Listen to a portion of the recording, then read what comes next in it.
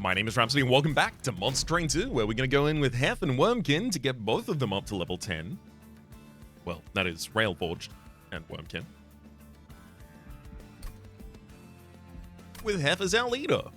Malika's Shifting Pyre is going to give us a free upgrade in all the drafted cards we get. Chosen of Dominion. Alright, I got to figure out a solution for defending against that corruption. Flesh Willings and Kale as well to come. Good. 2 copies of Hosted Kin in the base deck, 2 copies of Weldling, and a Pyre Stew. Let's help us keep that Pyre health a little bit higher. Ooh. Well. Volatile Gauge. There's also Trader's Quill here. When a card with Consumers played, deal 30 damage to the front enemy line. That'll, amp the damage of Hosting Kin. Hosting Kin as well retreats the enemy, so it even reveals the line behind them to take the damage. So like if a tank is in front of, a Cursebringer, you can hit the front line with the Hosting Kin and then the Trader's Quill will hit the Cursebringer. But Volatile Gauge, let's have a quick look at the costs on average for... there's a decent amount of 2 costs in Railforged. Couple of 3s. No 4 pluses and a huge amount of X's. What about Wormkin? Decent amount of 2s again. 1 3. No 4s, no X's. Or rather 1 X. I'm leaning Gauge. So the one downside of Gauge that comes to mind is that Salvage smelts cards for their base cost, which means the Gauge is not going to affect that. Gauge changes its active play cost, not the base cost of the card. So we might have a couple of turns where we draw like high cost Salvage and then we can't really do anything about it. I'm going to lean Trader's Quill for that reason, actually. Metalworker! It's the line I haven't seen! Summon. Add 2 scrap metals to your hand. At end of turn, apply Refined 1 to the scrap metals in hand, which is 1 more energy and 1 more forge point per turn. Yeah. Oh, actually, you don't even get weapon craft. Interesting. I mean, yeah, I definitely want to get this Metalworker line involved. Forsaken View.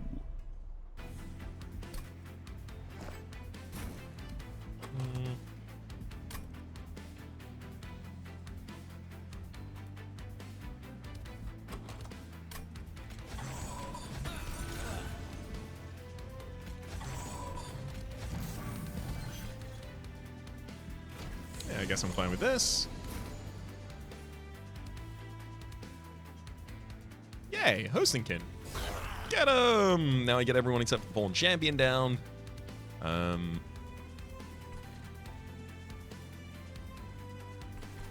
guess the Weldling applying its armor earlier is probably a better idea, even if I could scrap metal and refine.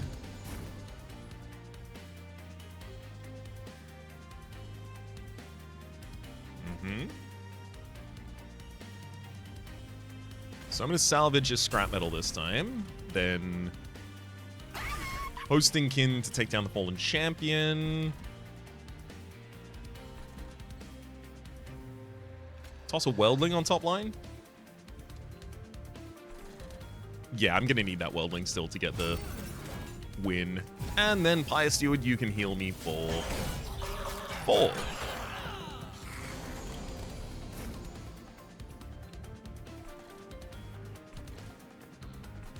Yeah. We'll salvage our scrap metal, giving us the ability to play a Spear Steward with a bunch of buffs. And then 2 fractures get us the rest of the way.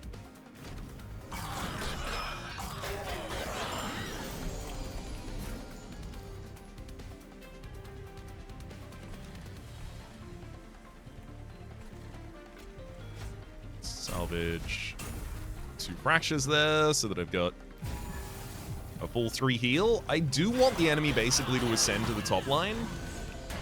Because if I conquer them on the top line, and yeah, we should do.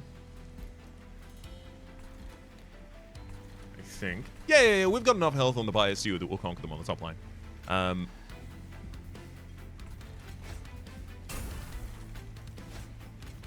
But that'll give me the ability to get a little more higher healing. That Steward on the top.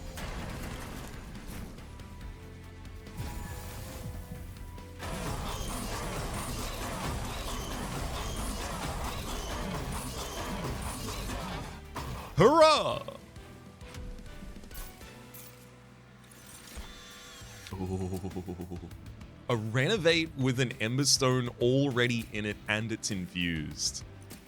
I mean, there is still Bullyclaw as well, which, oh boy, do like Steel Bullyclaw a lot. Renovate is overstacking. Well, it's, Steel Bullyclaw is for overstacking and dislocation. Renovate.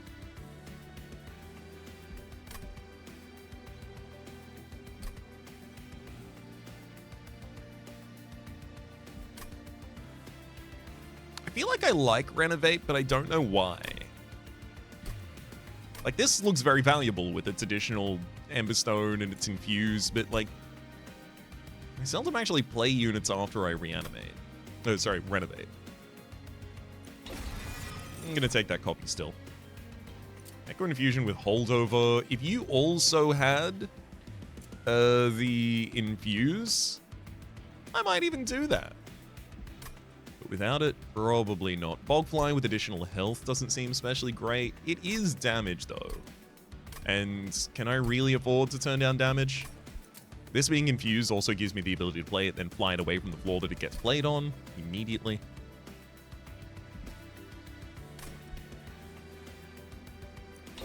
Probably better having it than not.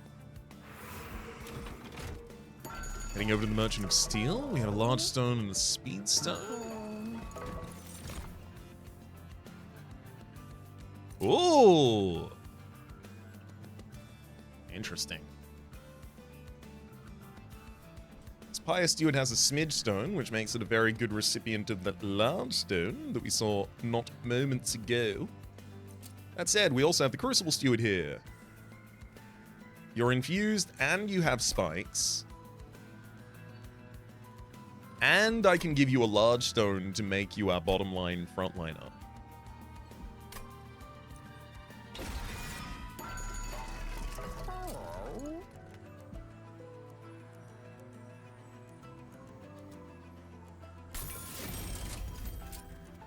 And give +5 damage per gem on Weldling.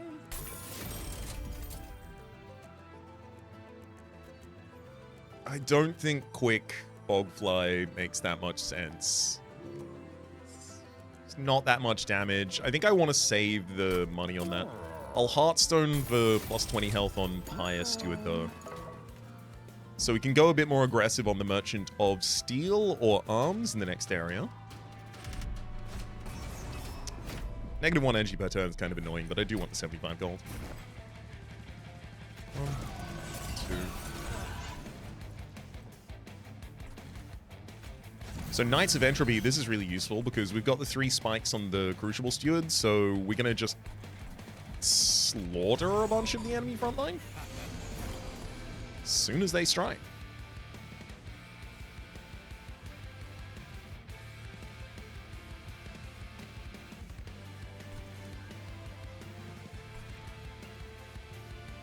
I really do want to lead the scrap metals to try and refine a little longer in my hand.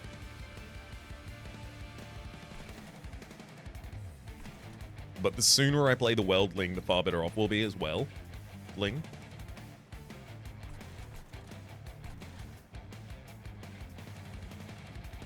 Okay. I'm going to salvage one of the scrap metals here.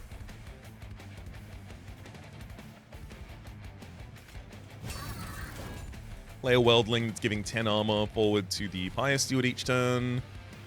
This Hosting Kin doesn't get less impactful.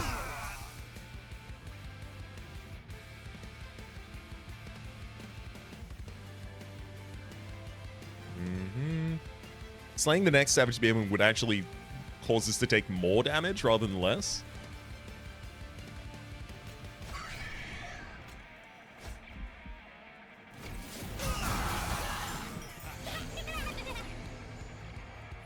Also, just because I kind of ran over it last time, the Crucible Steward here has the ability to smelt a card in hand.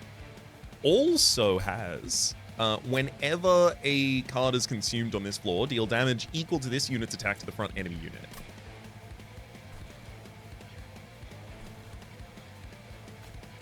So we definitely want to salvage a Vengeful Actually, hang on. No, we don't. It's the same situation I was talking about last turn, actually increasing the enemy's damage to do so. That said, this Worldling gets more damage per gem on this floor, so probably not time to just... I don't know, maybe it is. Maybe this fight is too short to really hold on.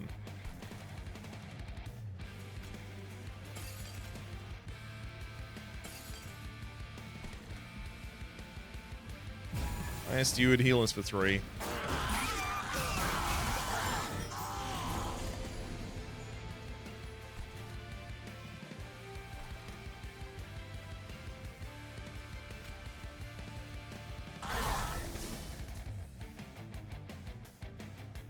Crucible Steward, eat the card in hand, immediately slaying the enemy as a result. Then I'll drop Bogfly on this floor with all of its etchings, and then also fly it down.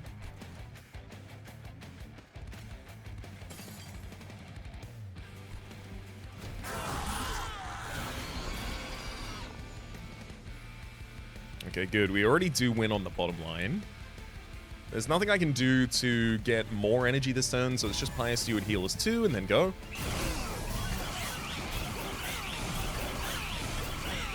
I want to see what the upgrades to Hef's line are. Like, at end of turn, get more refined, or is it get more scrap metal at the start?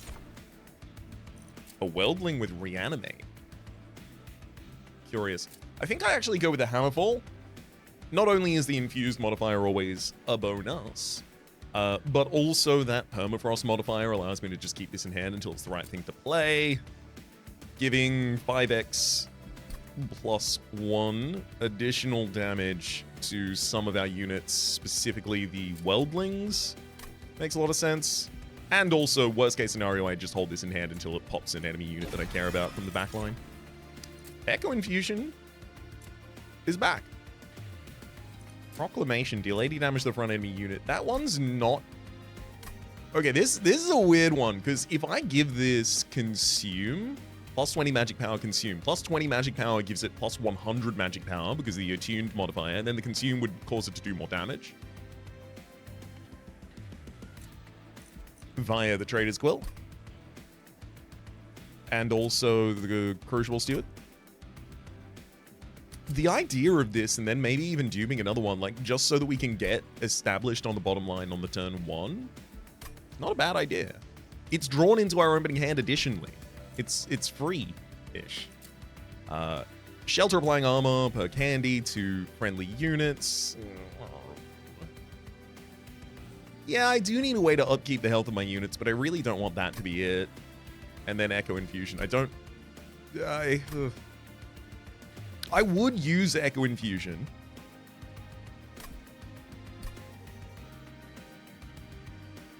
But I'd use anything that would upkeep the health of the Crucible Steward there. I'm going Proclamation. So our floors at the moment are Crucible Steward in front of Hare, and then another floor with Pious Steward and no one behind. Yet. So I do think we should go to the Merchant of Steel and find another unit here. Multi-strike. Intriguing.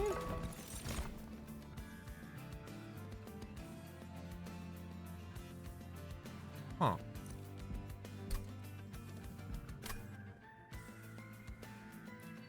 Kinho's Carapace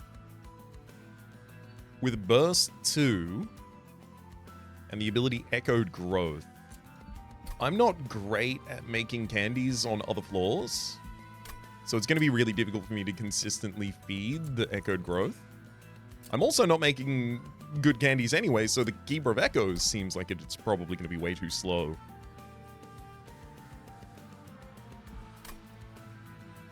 I'm leaning Kinho's Carapace and trying to find a way to utilize it better in the future.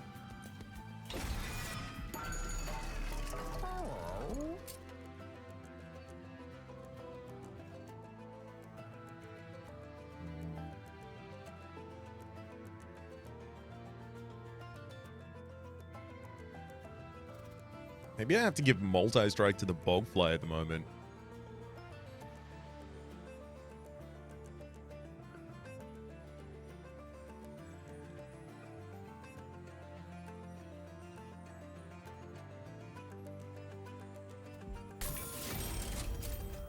Give another +5 damage per candy to the same Weldling again. And then to the other Weldling, I'm just going to give +14 damage by base. Let's have a look at this alcove. Ooh, the box. This box could just have 2 Weldlings in.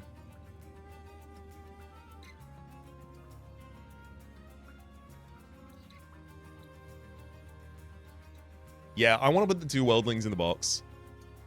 Oh, 2 Weldlings and a Bogfly in a box. Oh, yes, please. Although I won't really be able to affect them with Smith anymore. Well, that's the downside.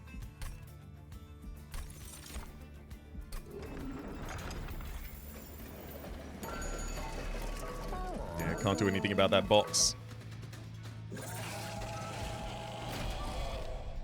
Okay. I'm very intrigued to see what's going to happen here.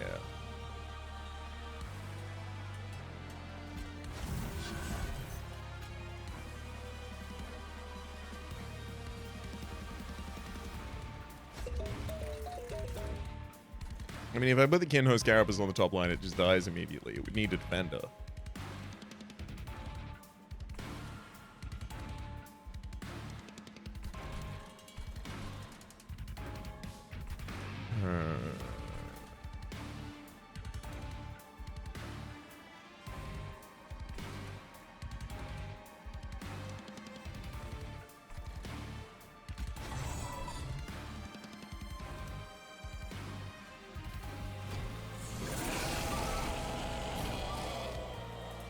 Whoa.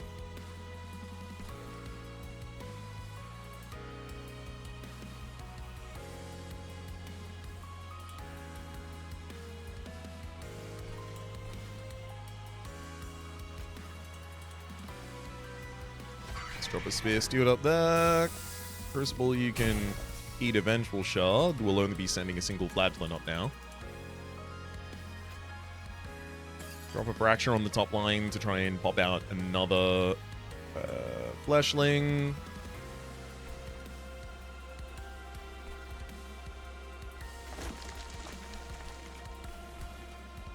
And I can heal for 1. Yay!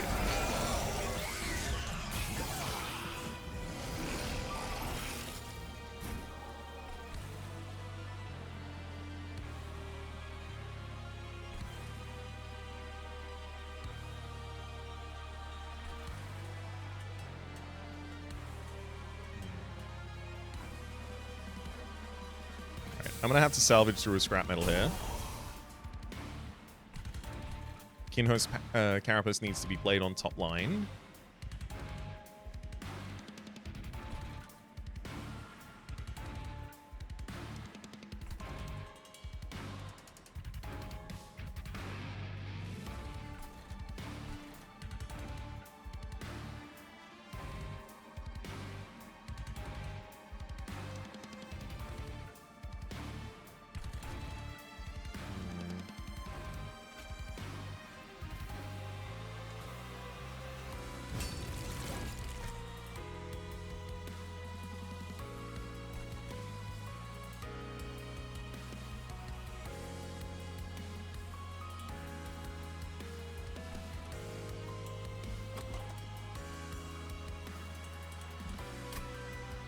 Okay, I think I probably actually can get away with this, so I'm going to go all in. It's salvage on scrap metal on this line, giving us a floor capacity here. Then a fracture. I need the bogfly to actually be dealing damage, and also when the weldlings come out, I need them to see a decent amount of gems there as well. Then I'm going to give 35 additional damage straight to the Crucible Warden on the bottom line. Crucible Steward down there, rather.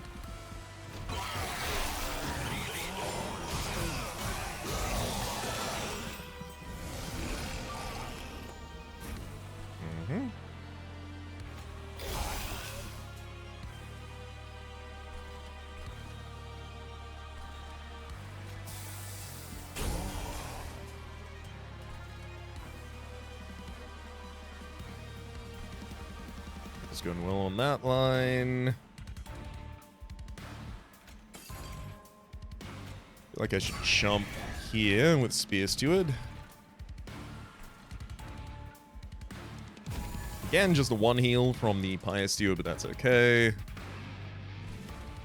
I found a way to descend if I found a way to descend anyone, in fact, it'd be really useful.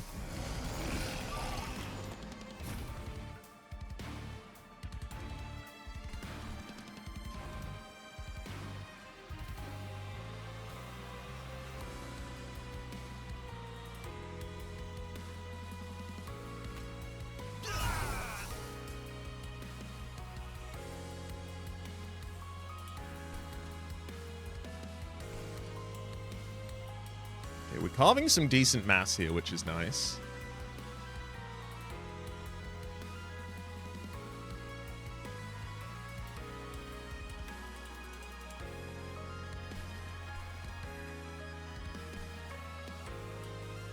And we're getting some really decent additional buffs to Pyre Steward. I really need to get this up to 4 candy capacity.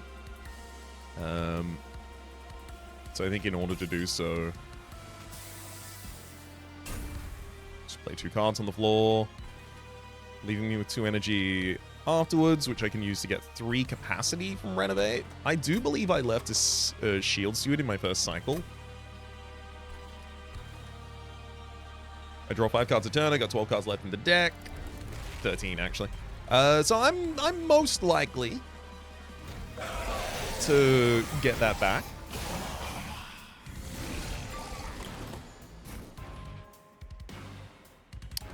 Just maybe not in time to save the units. Which ultimately will be okay if that's the case. So Proclamation down here. Then salvaging anything immediately kills both of the enemies. It's an etch trigger. Oh no, wait, it's only an etch trigger at this point. It's not double because I'm not playing a thing with Consume. So I'll have to etch 2 things.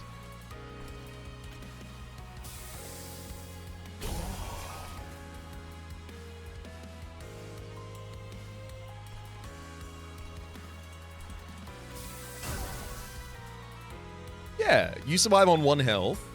Most likely I draw the Shield Steward next turn and then play it in front of the Crucible Steward, giving us a lot more battle on the bottom line. We also managed to take off more of your mass, which is really important. Kinho's Carapace, I'm not giving you constant echoes, so using your ability to actually eat those echoes doesn't matter. Because it's not like I'm overstacking and losing echoes on that floor. As soon as I have the last available turn where you have echoes on that floor, I'll eat them. I'd like to prioritize putting echoes up there, but I feel like I really need them on the bottom floors in order to not lose at the moment, which is a priority of mine.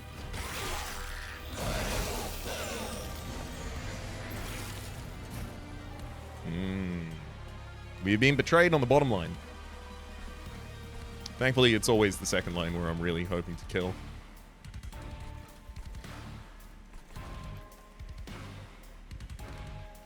Let's steward through a Vengeful Shard.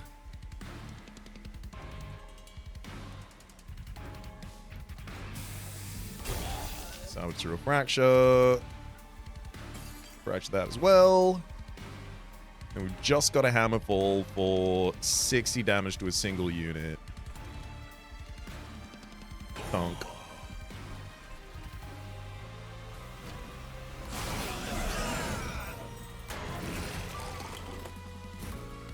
Great.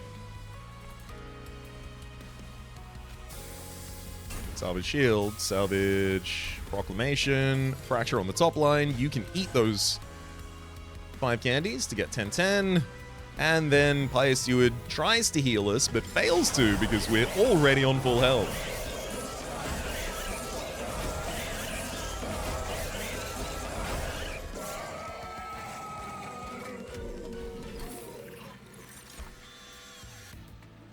Double stack Wormkin Spike. Hold over Pyre Shot. Malekith's Shifting Pyre isn't one of the higher damage pyres, but it is about to get a little damage pump here. Consume removed Anvil Breaker is also really interesting because I do have a little difficulty knowing where to, allocate my forge points by the end of the fight. Although that's likely to become equipment, is the way we do that. Merchant of Magic with an Armory and Forgotten Boons. So this is, because it's already got the Eternal Stone for the remove Consume, I know I can find a Smolder Stone in any Merchant of Magic that I go to. So I'm capable of going to a Merchant of Magic right now and getting a 0-cost Anvil Breaker in the deck, which is good.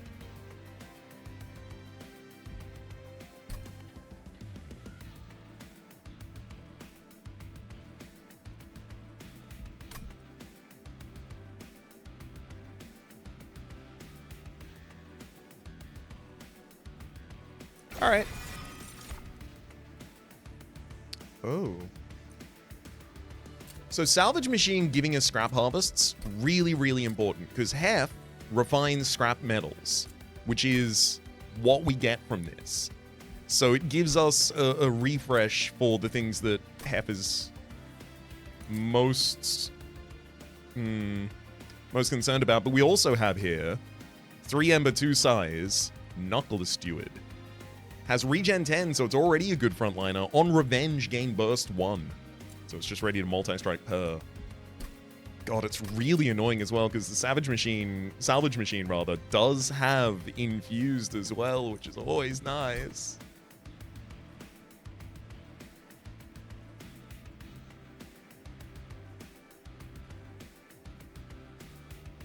So how would I run these lines? I think it would then become Salvage Machine bottom line. God, I really want it to be Knuckle Steward. How would I make it Knuckle Steward?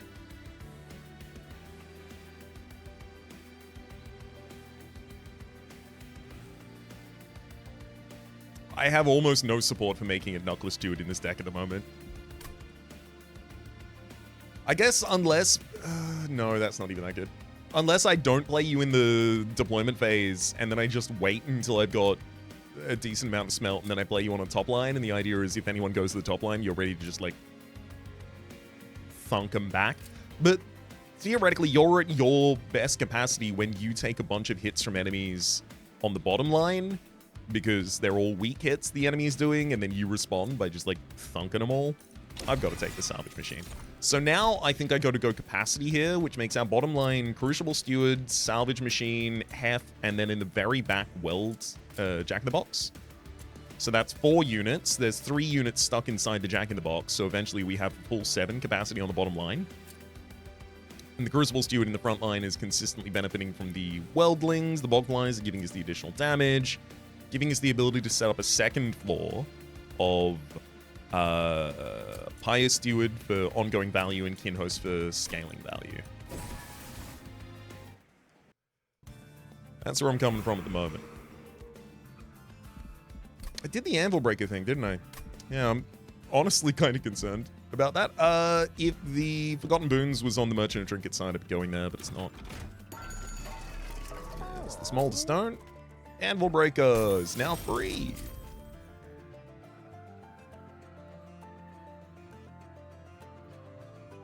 I'm going to be re-rolling here. I don't think I need Holy Stone. I'm already using our Pious Steward as a Holy Stone, effectively.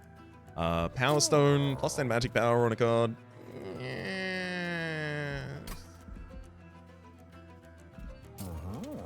I think it's probably worth throwing on Hosting Kin. Interesting.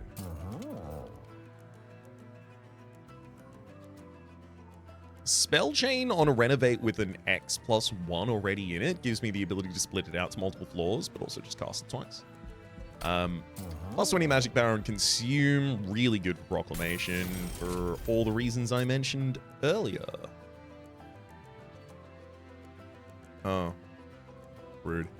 I just realized what I was supposed to do, but failed to. That's okay, it happens. I'm gonna reduce the cost of salvage and then give it Spell Chain. I think what I was supposed to do was give Intrinsic and Spell Chain to a salvage, because I've done that before and it's really good.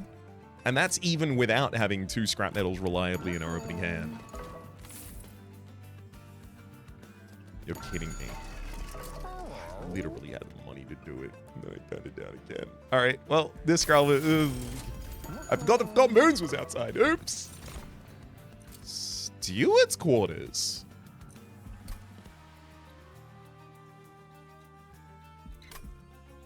It's infused. It's not deployable, it's infused. Crucible Steward would wear the equalizing rings really well.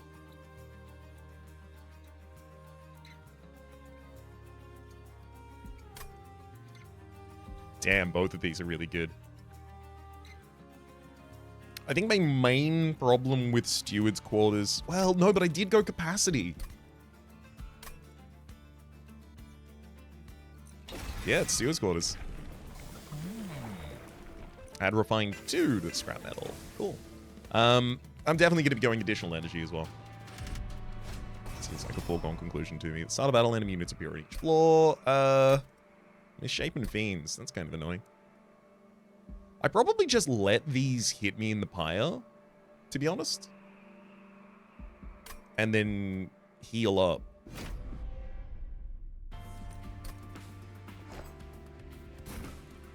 Because I think this is probably still the setup I'm looking for.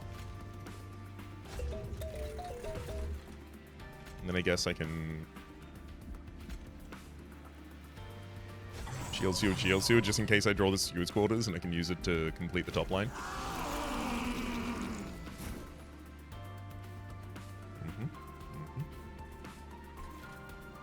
Hey, here we go. Proclamation on the bottom line. Immediately kills the front line and the second line, getting me 2 harvest points. I'll add a scrap metal to my hand as well. Hopefully I can leave these all in here. On top line, only when I get the Steward's Quarters will I be able to play the Spear Steward as well.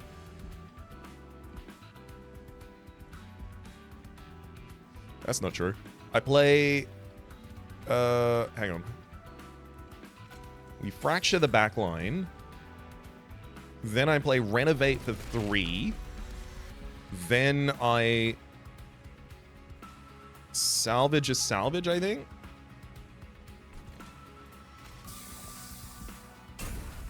Giving me the energy to play a Spear Steward.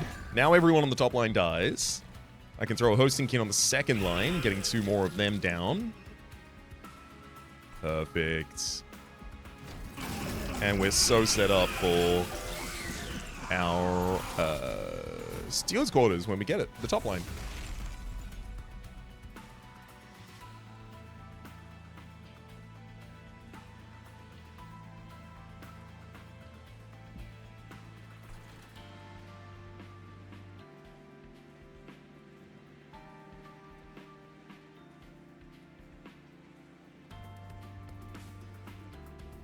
Oh, wow.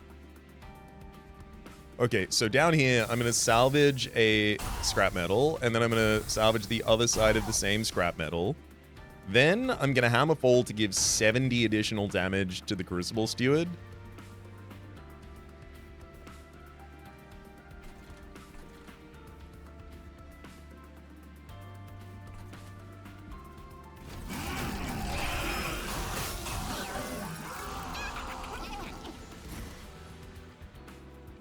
Take 2 fractures on that floor to kill the Collector.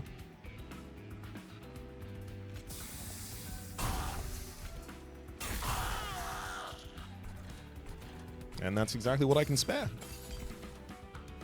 I guess I could have also flown the Bogfly up if I really needed to. Okay.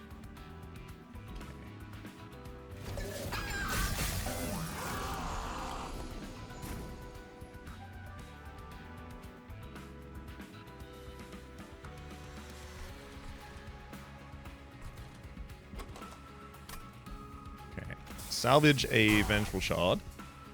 Now I've got 19 Forge points. So bring back the salvage machine. Let's drop a Spear Steward on top. So now that's just a really tanky line, even without either of the Shield Stewards up there. I'll also drop a Pyre Steward up. I don't need to heal the Pyre, so I don't need to smelt just so that I can do that or anything like that. Anvil Breaker, I can play that on the bottom line. It did nothing. Did it? Somehow hit the enemy for nothing?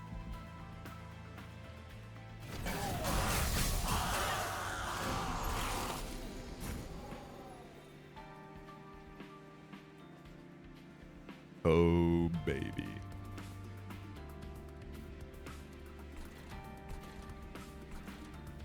Yeah, I really do need another floor to be the one that's full of capacity here, so that when Kinho's Carapace comes out, I have something to eat. So, I'm going to salvage scrap metal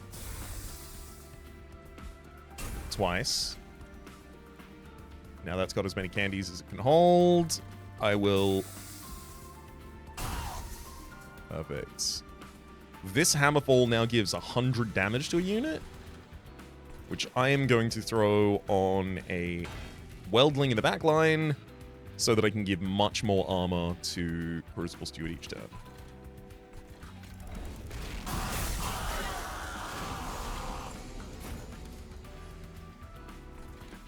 Perfect. Okay, so Kinho's Carapace top line, Fracture, Salvage, Salvage, Fracture. You can eat 7, getting you 14/14 permanently.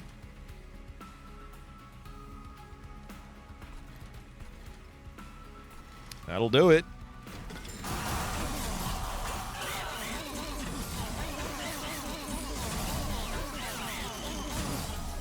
So I'm still not great at damage projection, and I don't really have a good plan for how to deal with the stacking Dominion in the final fight, other than just splitting the enemy across so many floors.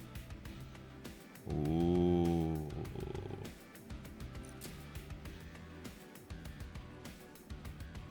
Spend your remaining energy, gain burst 1 for each energy spent. I do have the ability to give you ridiculous energy on the right turn. I can give you like burst 10 on the turns that I blow up the scrap metal. Armament drive, though, I literally have an empty line on the bottom floor where everyone would love to wear a weapon. And then there's also Masterwork with 1 Ember to consume and gain Forge 8. God, I want all of these. I think I'm leaning Armament drive because I think that 15/15 crafted equipment. Oh! Return Soul with Infused, Distinct, and Holdover. Return a spell card from your discard pile to your hand, apply Infuse, and consume. Yeah. Yep. Yes, please.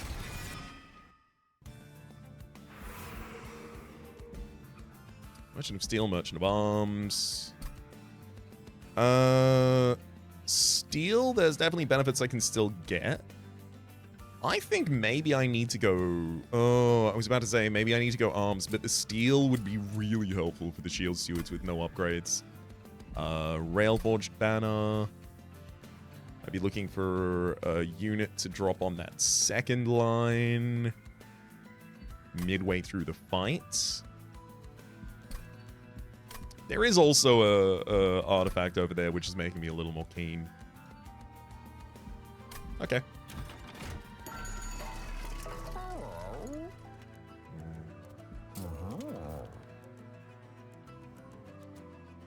I do like Endless, but Endless gives me the ability to play the Kinho's Carapace for its burst value, and then hope it dies, and then play it again. Use it as effectively like the tank for the second floor, but that's what the Pyre Steward's supposed to do.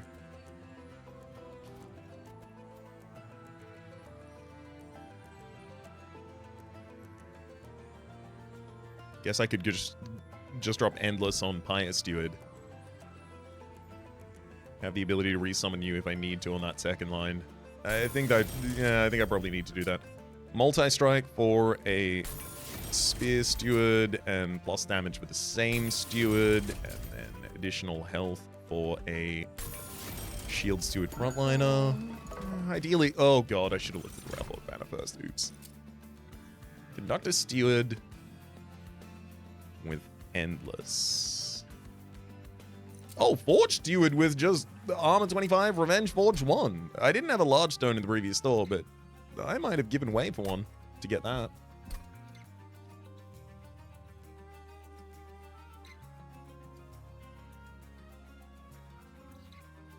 I do have the capacity to play that on the second line to defend with. The main problem with the Conductor Steward here is just you really need to be replaying the same thing consistently to justify it. If it was also affected by Steward's Quarters in some way, maybe, but Rally give 5/5? The ability of Train Whistle is nice, it just means you donk the enemies before they donk you on that top line. But I'd need additional capacity to even slot you in. I'm leaning Forge Steward. There's way too much deployable energy required by a Conductor Steward, and I'd need it out on turn 1 to really benefit from that much. When your player defeats an enemy, it permanently gains 5 damage. I'd rather Lost Luggage. On the turn off the deployment phase, draw until you have 10 cards. That's... Annoyingly, that's not as good as it usually is, because with Hef, we'll already have 2 cards in the default hand, so this allows us to draw 8 rather than 10. But it's okay. Also, Merchant of Steel. Yeah, we're pretty deep in the point where Fractures are starting to be more of a drag on the deck than a boost. The enemy's having 10 skin 4 is really annoying here, but I'll just have to deal damage in a different way.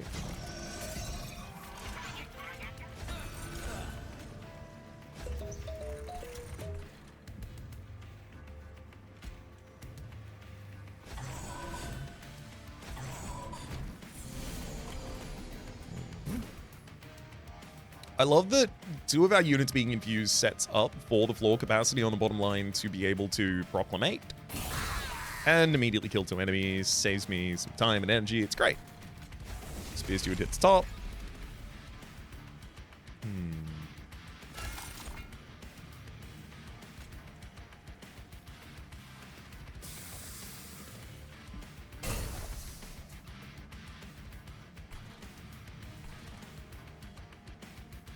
This isn't the Spear Steward I'd like to play on top, but I can play this, and then I can renovate to get more space to play another one later. Actually, I can even drop Kinho's Carapace on this floor, then renovate. Still have enough size.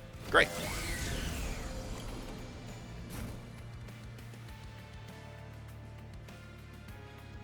We got 5 units on the bottom line this turn.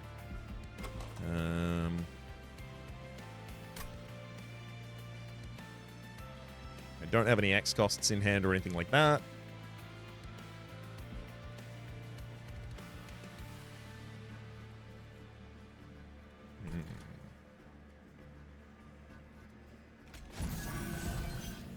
Let's drop a Pious Steward. I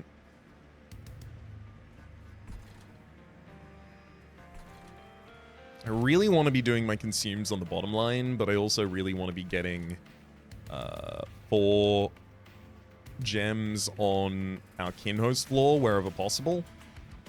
That said, this bottom line is currently defeating me, so I should, well, it's doing a lot, so I should probably attend to it first.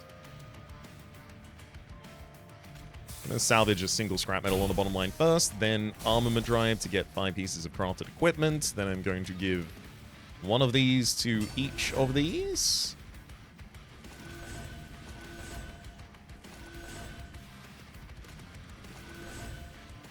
Great, allowing me to then spend more of my time focusing on the second line.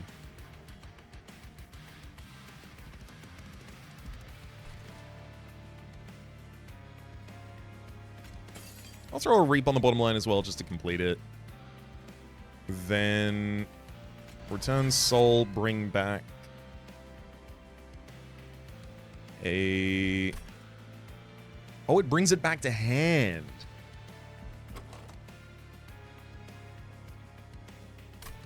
I might have treated it differently had I thought about that, or known about that, or thought about that.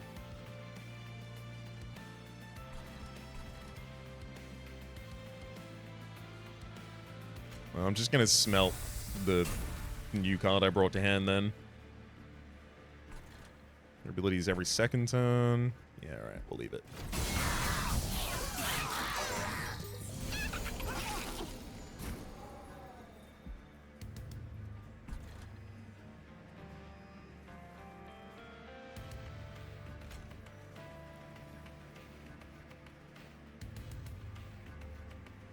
Okay, return soul, bring back the spell chain with consume. Great.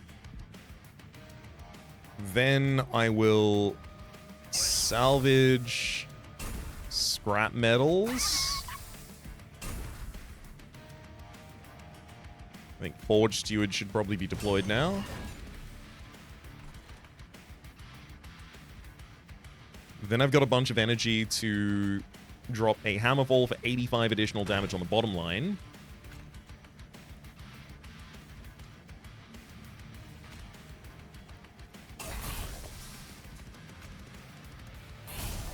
And then I can use my hosting kins basically just to bully the hell out of the remainders. With 5 echoes on this floor this turn, Kin Host Carapace eats them to gain 10/10 permanently, and that'll do it.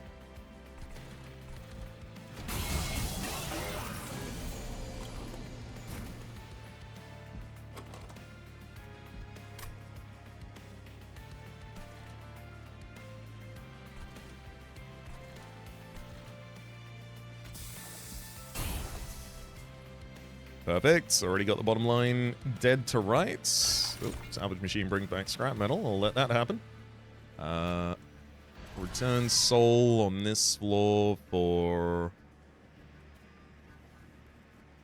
a fracture would be fine. I'm more than fine, like, just triple fracturing my own unit. There you go. And then we've got 4. So we don't lose any echoes on this floor at the end of the turn, but we are set up for the Kin Host Carapace to get additional size next turn.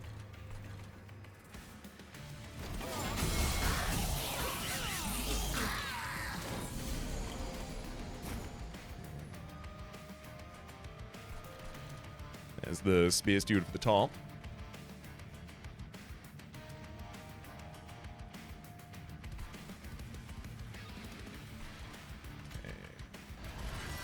I'll return soul to bring back a salvage. One salvage hits a vengeful shard. The other salvage, yeah, we're already good on the bottom line. The other salvage hits a scrap metal.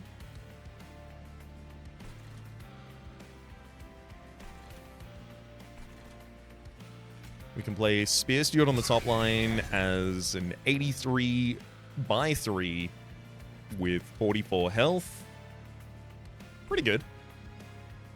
A Anvil Breaker on the mid line afterwards just to get another floor capacity, and then eat 8 candies with the Kin Host Carapace for 16/16 permanently. Also prevents all of the reap damage that would have been done to Pyre Steward. I could also click Pyre Steward to try and heal us, but our Pyre is full health. Unfortunately, our Pyre is too healthy to be healed. I know, I'm disappointed about it too. Nothing permanent I can do to affect any other floors, so yeah, just let that one resolve.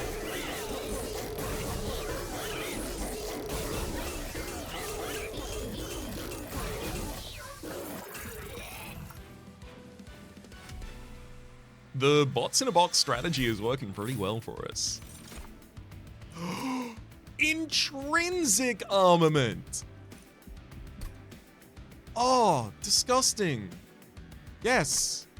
Still, I think worth it. Car Collapse is also here. 2 Ember, Holy Stone. Deal damage equal to 30 times the capacity of this floor, but reduce the capacity to 1. And Magnetic Relay. No, I'm taking that armor drive, absolutely. Oh. Ridiculous. Revenge of the Damned! It's got Consume on it, and it's infused, and Extract 1. And if it slays... You get stronger. I need to be able to give Steel Guard to something. That would completely invalidate Seraphiternus. Merchant of Magic.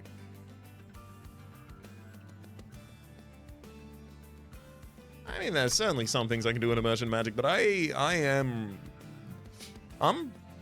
pretty concerned that I don't have many trinkets, and I'd really like some trinkets. When the buyer is at full health, draw an additional card each turn. Great. I have that fulfilled. When you play a rune card, apply 1 capacity to that floor. Not incredible, but I think high enough value for me to still click it.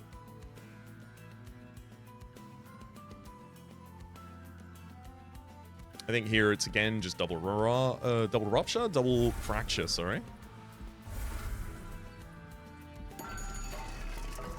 I do have enough for another removal. I'm gonna cut another fracture.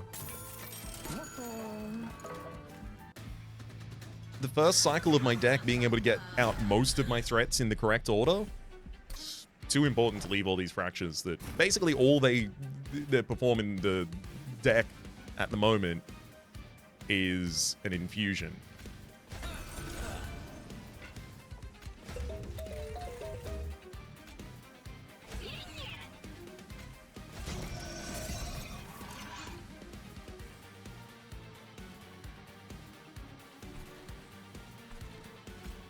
Our Shield Steward or our Steward Kill Floor should probably be second rather than top here.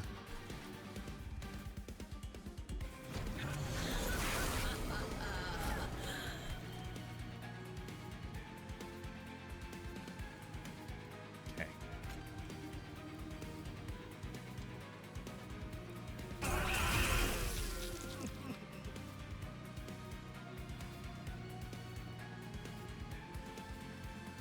Wait, so one of them died to the card itself, one of them died to Cruciable's X trigger, and then one of them died to the Trader's Quill.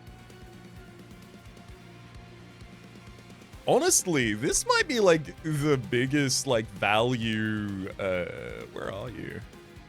Oh, Proclamation. This might be the biggest value Proclamation I've seen, like immediately finding it with Intrinsic and then just calling the shot that this will be possible. It's been useful.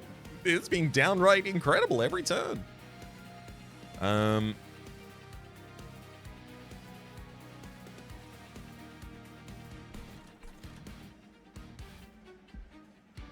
That said, I should use the Revenge of the Damned first, because it will give me the additional echoes.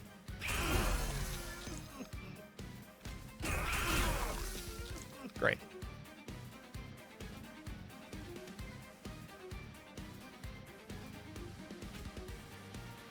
Don't have enough slots in hand yet. This is a weird one. I'm gonna salvage a scrap metal on turn 1. Drop out Armament Drive. Wait a second.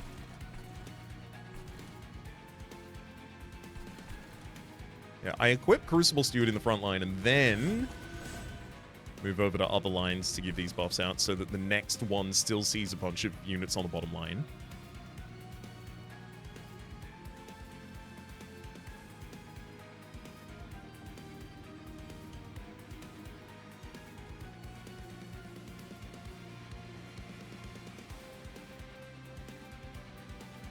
Okay, then salvage the other scrap metal.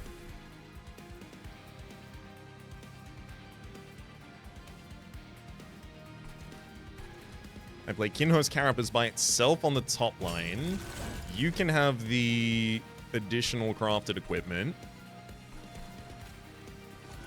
You can also see an Anvil Breaker cast there for no value. And then with the additional 5 energy at the end of this turn, I'm going to give 30 damage to our Crucible Steward on the bottom line. Scrap Harvest down to Scrap Metal. Great.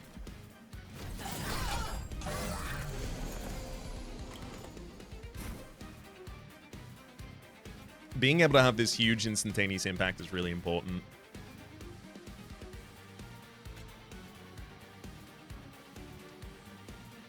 Oh, sick. Hostingkin pushes the Blightbound Guardian to the back and then just slays both of its others. Whee! And then I'm ready to take out the Blightbound Guardian afterwards. Then my goal should be... oh boy.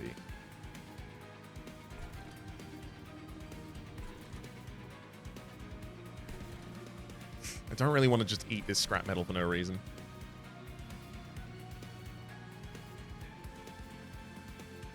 Alright, I'm going to salvage the Forge Steward then. Fracture the enemy. You, Kinhost Carapace, can now eat to gain 8/8 permanently. We drop a...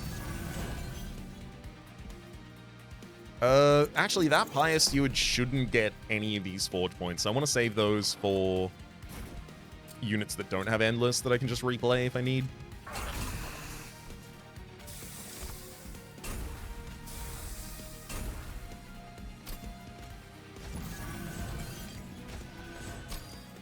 Great.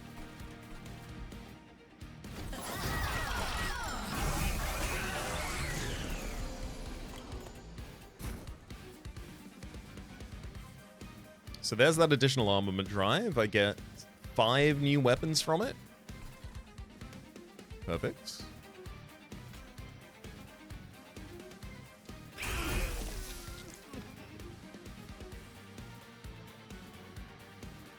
Gonna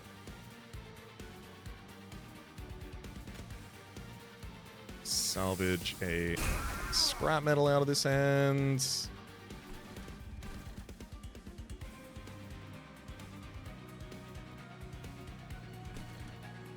Oh, you're kidding me. I literally don't have the Steward's Quarters yet.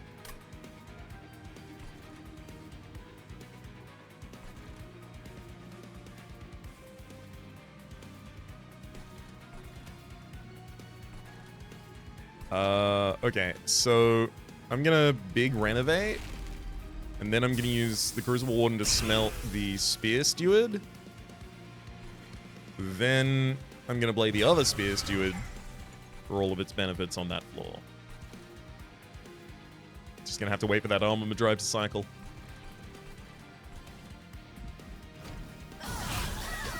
Thankfully, it's not like we'll be waiting too long. There's your Steward's Quarters.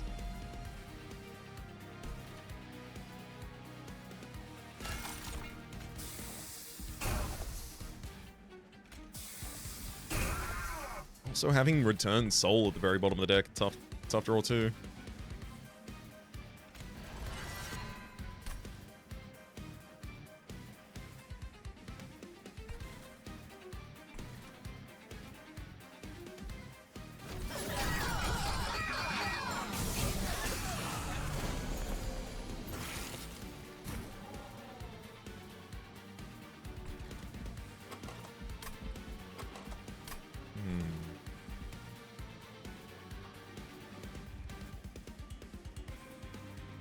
Anvil Breaker has had Consume removed from it, so if I bring it back with Return Soul, it will bring back without Consume.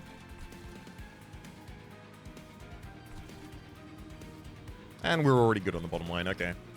I'm gonna Anvil Break, Return Soul, Anvil Breaker, bring it back, Anvil Break. Then... salvage the scrap metal, salvage the salvage.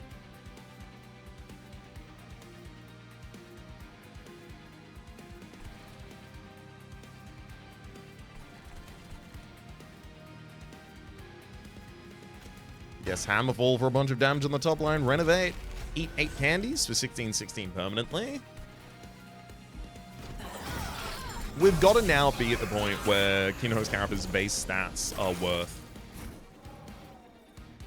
I'm pretty sure, in fact, we've been at that point for a while. Okay, I'm getting 6 blades as a result of this turn.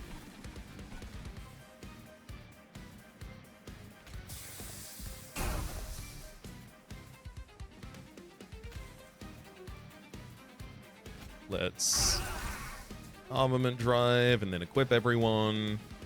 Oh, recognizing that this equipment is coming with forge points, I'll put it on a welder first.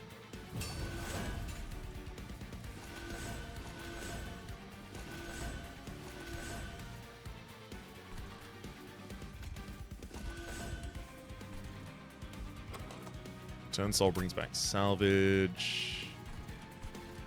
Yeah, okay. I'll renovate, then Hammerfall top line, then Return Soul brings back salvage for 0 cost, which I'll play.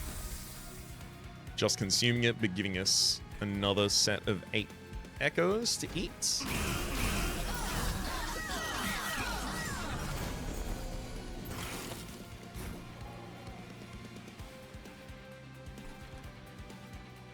Yay! I get to do the combo.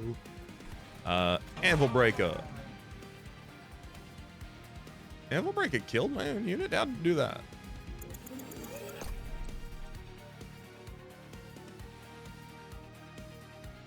I have been noticing that my unit seems to respond when I play Anvil Breaker, but I don't understand why.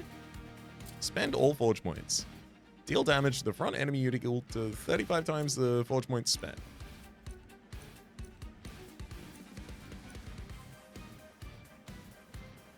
I can't see why this would kill the Anvil Breaker.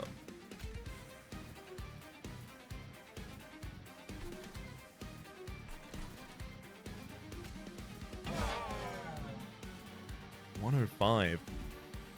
Okay, it dealt it to my Anvil Breaker. Sorry, it dealt it to my Steward. Okay, that one's definitely wrong. Let me make absolutely certain. Anvil Breaker. Deal damage to the front enemy. Has to be the front enemy. Got it. Anvil Breaker can deal damage to front friendly on an empty line. All right.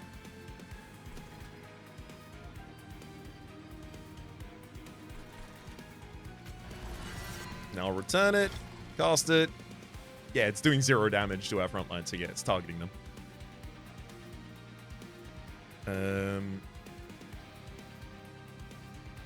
Salvage, renovate.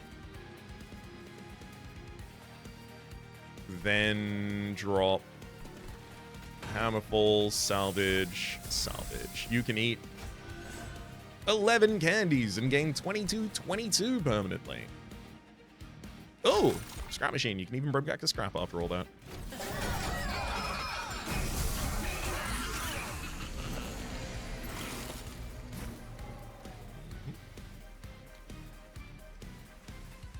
There's no pyre to repair. No other permanent benefit I can get from here. All right.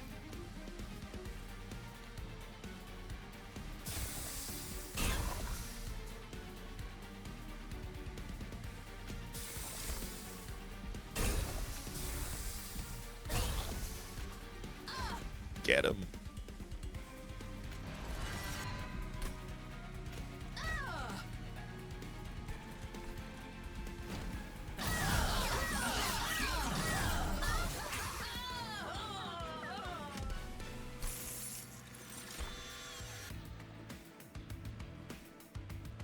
Anvil Breaker with Spell Chain.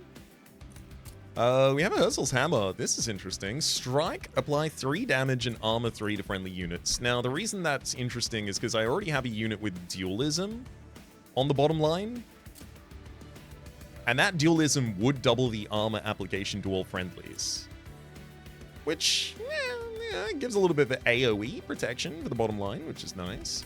You also have Echo Bloom here. 3 Ember, an Infused Room. Gain 4 capacity for echoes, and 1 echo. And then the ability of Bloom Burst. Every 4 turns, you can gain 4 echoes on the floor. I mean, that just seems like it goes on the Carapace floor, right? It would go alongside the Kinho's... Oh, Kinho's Carapace has gotten big. It would go alongside the Kinho's Carapace, who just eats it. Sounds good to me. I also want Hell's Flame for additional deployment ember. We're drawing a decent amount of cards each turn. It's got to be the energy.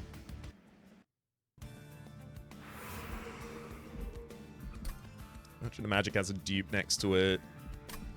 Merchant of Steel. I mean, Kinho's Carapace still does want a good upgrade, because Burst is, yeah, it's a nice upgrade when you play it immediately, but then after that, it doesn't do anything. So, like, you know, quick, multi-strike. Even Tight Knight, you got a large health pool. And then, of course, the Shield Stewards with, like, more upgrades, so yeah, definitely want to go over this way. 3 scrap metals. Smelt yields are doubled on this floor. What? Smelt yields, not just forge points, but energy. Okay, I see how you are ridiculous. Now, dualism's a funny thing. It's not going to affect anyone there. I do like the idea of getting Tight Knight on a Shield Steward to save them from a lot of the incoming damage. I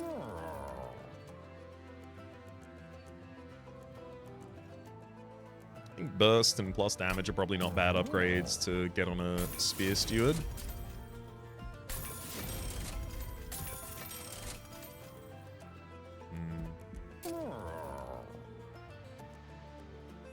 Yeah, I think I'm probably best served by smidging the Shield Steward, so it's much easier to get them all on the same floor. I'm not going to a Merchant of Steel in the next area, so if I want any additional upgrades on our units, we do it now.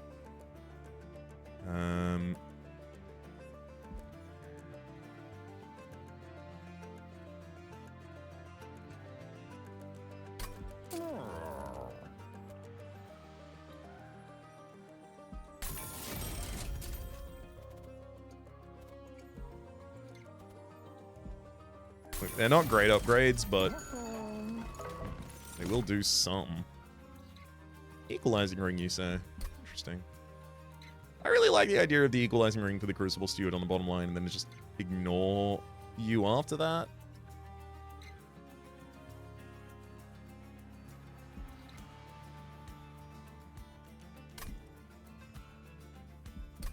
Iron Tongue bottom line as well.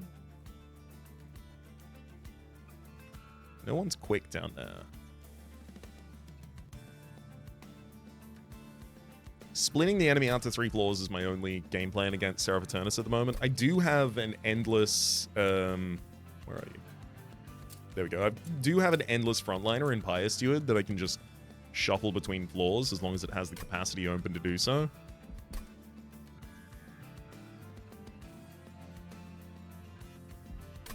Boiler Room on the bottom line would be a huge amount of additional energy for me. The only question is, will I need that additional energy? And I don't think I need it. Merchant of Arms, next area, Forgotten Boons and Empyrean Wealth. Okay, I'm going to go Equalizing Rings. And Merchant of Arms in the next area. Ideally, Merchant of Arms gives me a way to give additional health to my frontline Crucible Steward. Yeah, you can heal as you ascend.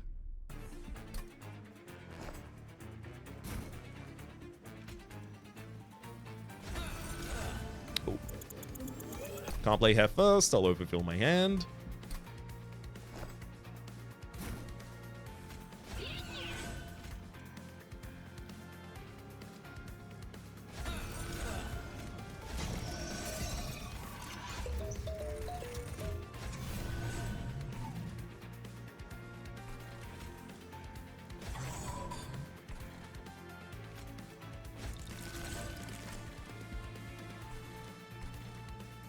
I really need Steward's Quarters for that second line to do anything.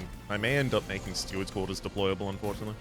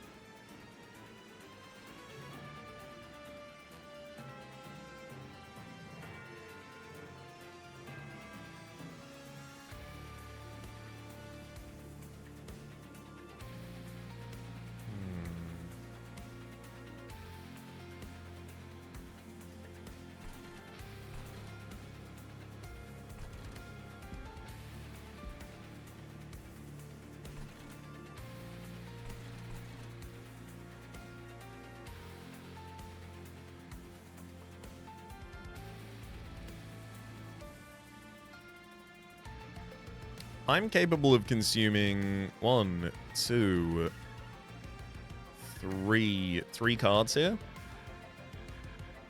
4 with Crucible Steward. I can't dislocate the enemies before doing it. I can use Armament Drive to increase the damage it does. I think I'm about to lose my Jack-in-a-Box.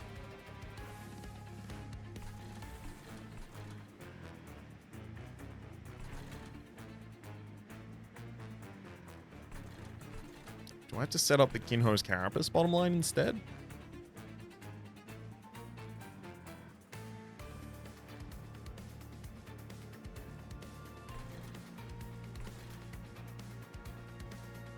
I'll always struggle to take out the Ragewing Assassins in that turn.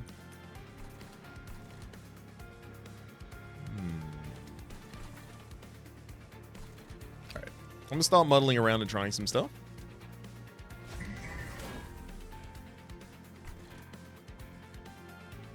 Wait, did that take Forge points? Okay, no it didn't.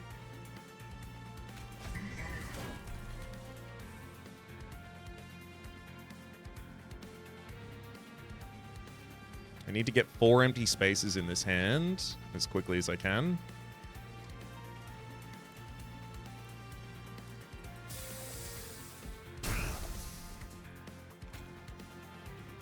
Okay. Armament Drive gives us all that equipment. I can also use this to help keep the Jack-in-the-Box alive.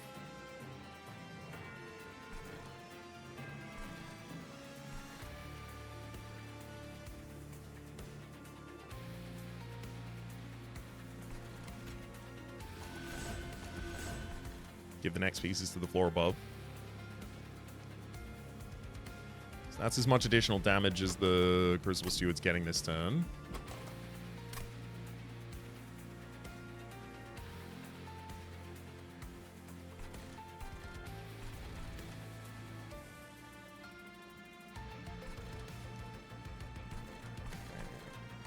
I'm gonna... A Fracture on top line. Renovate mid. I'll return Soul the renovation for the bottom now.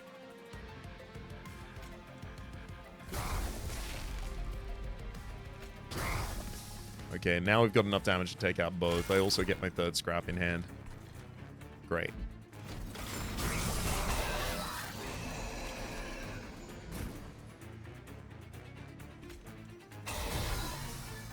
Revenge the Damned, takes out an enemy. I get to bring back and play something.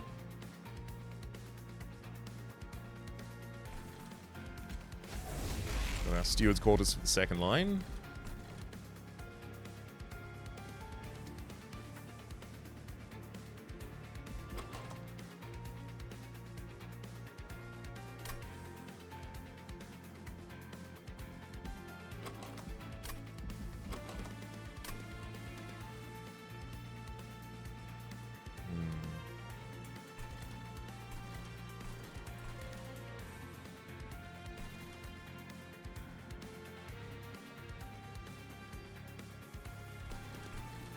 Must return Soul on the top line to gain back the intrinsic salvage.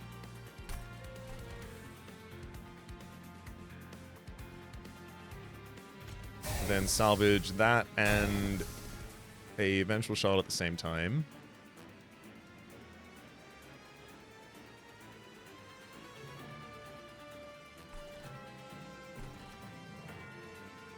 That's all I'm going to manage to get, unfortunately. I'll burn out a Calcified Ember naturally, and then I don't really want to just salvage a scrap metal for no reason.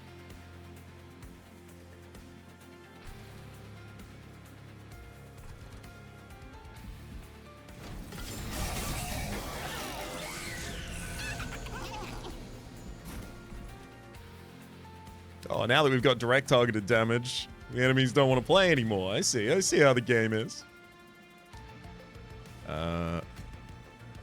Echo Bloom the top line. you can Bloom Burst as well. So now we've got 8 Echoes just waiting up there.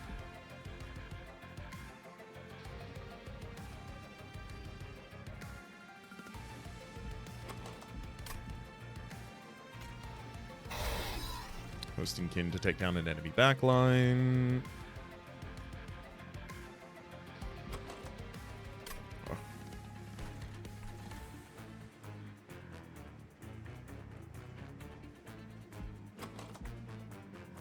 Okay, I think I make the biggest Spear Steward I can. It's probably the right play here. Wait, I do want to salvage scrap metals on that line. Where's this line?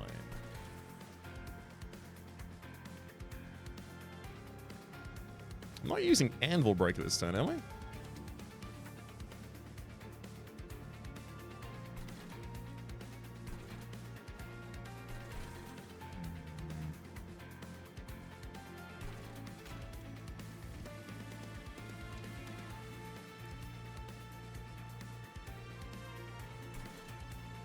No, I do think the largest Spear Breaker I can make is a good idea. And +2/+2 I think matters a little less than actually doing the damage here as well. Return Soul can go top line though.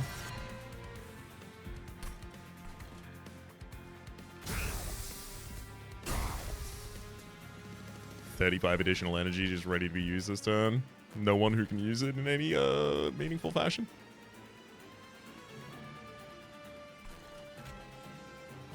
You drop a Spear Steward for 167 damage by 3 and a huge amount of armor on that second line. I can drop a Anvil Breaker on top just to get 1 more candy and then eat them. Another 22 permanently.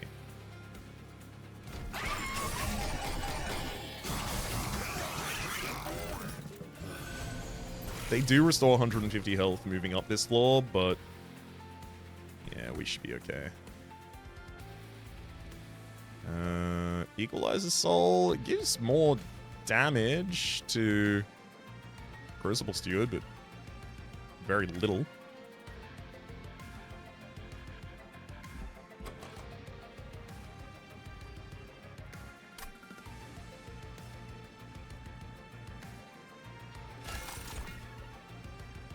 Actually, I don't need that scrap metal just yet.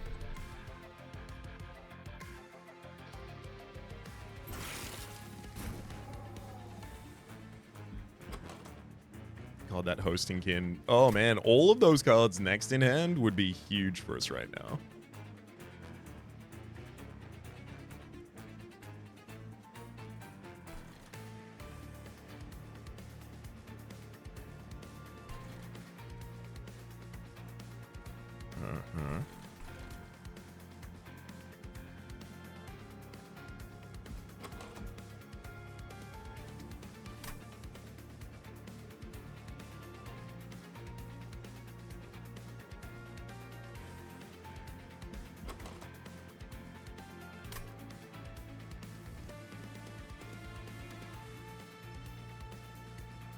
I feel like Equalizing Rings is probably a bad idea at this point.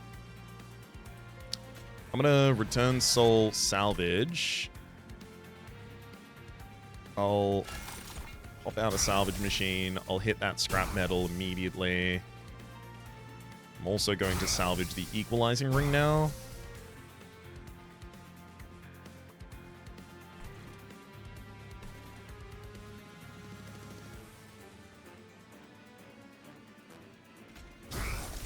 Then Armament Drive gives us some more equipment again.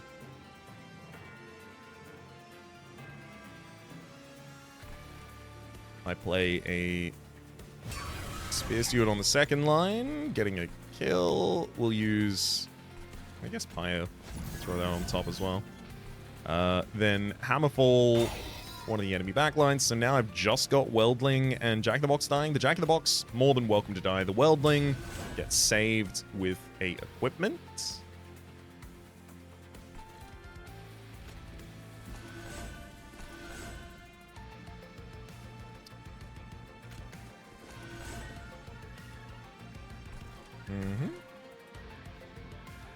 And next hand's more than comfortable.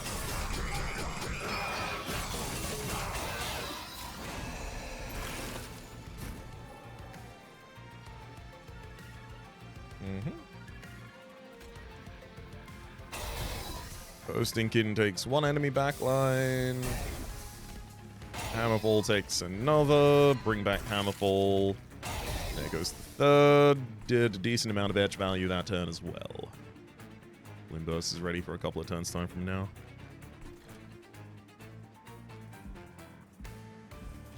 Yeah, I've only got 5 cards in this deck, so I'm guaranteed to draw all of them each turn.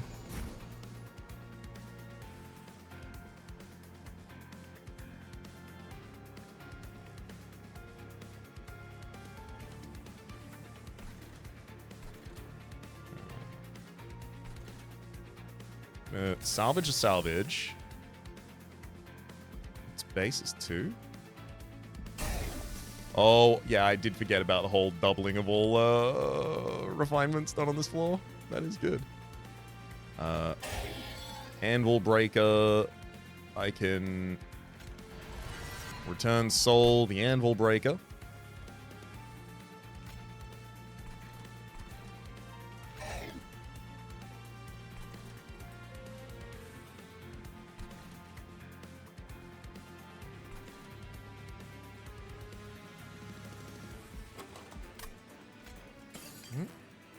I mean, bottom line is definitely meant to be my kill floor.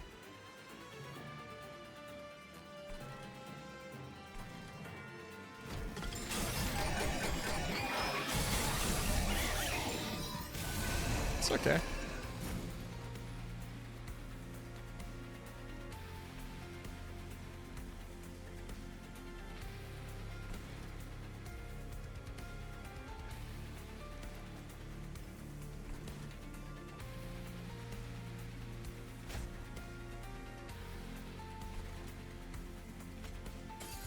Gotta make sure there's no Ragewing Assassin to contend with here.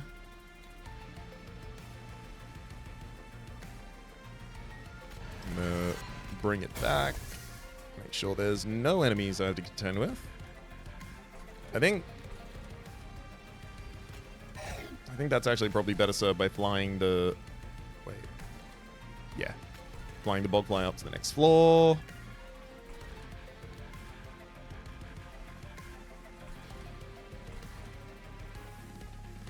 I'll take 5 damage to the Terrifying Amalgam.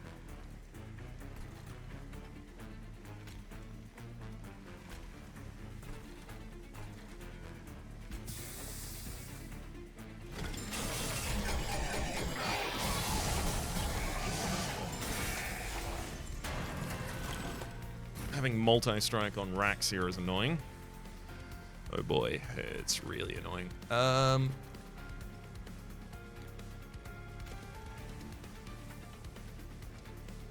Anvil Breaker, bring it back. Anvil Breaker, salvage. I get most of Rack's remaining health down.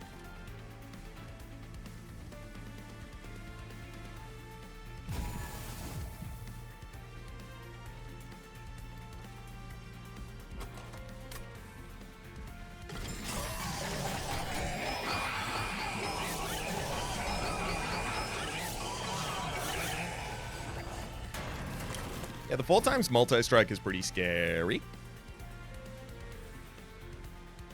Oh, 6 spell shield, you butt.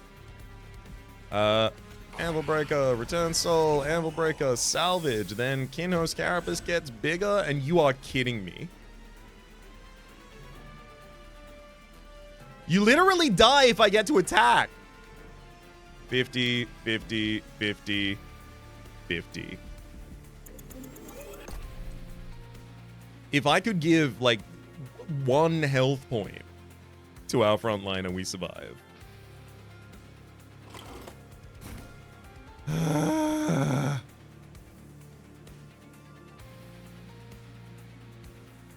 This is a nightmare.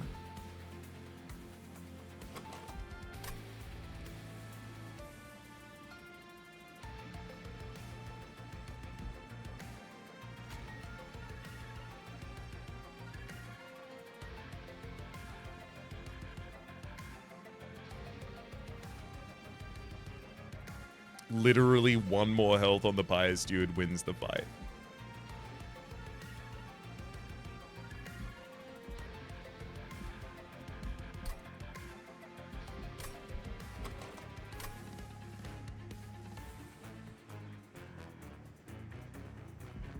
I had burnt out most of my deck, but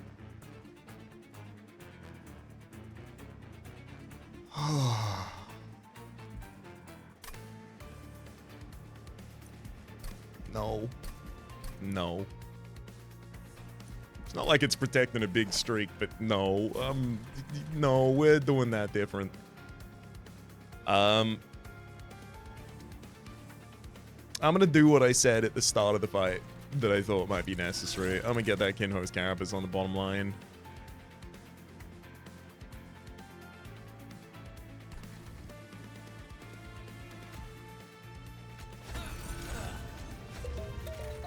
The run does not deserve to end that way. Not 1 HP between total victory and total loss.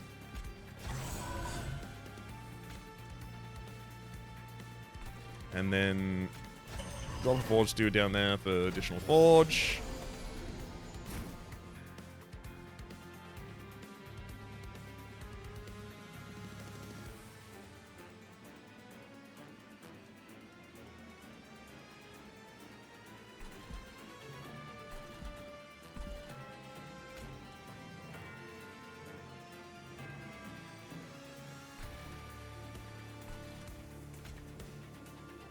I'll have to salvage a scrap metal.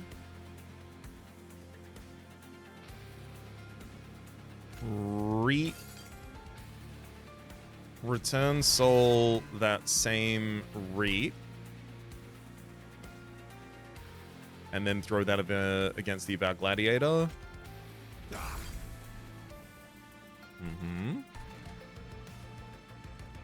With all of these forge points, we develop Shield Steward top line, Armament Drive digs out those. I will do Proclamation on bottom line as well, actually. Yeah, I only have to consume one card on the next floor for it to still resolve the Rage Wing, which isn't too hard.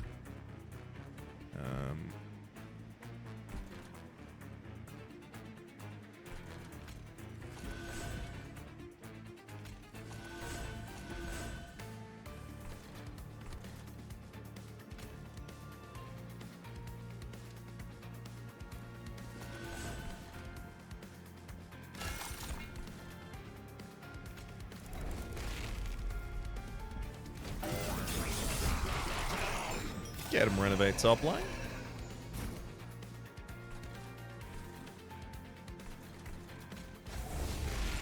Got Steward's Quarters up there. Revenge the Dam takes out one of the Rage Wings from the bottom line. Salvaging a Vengeful Shard takes out another.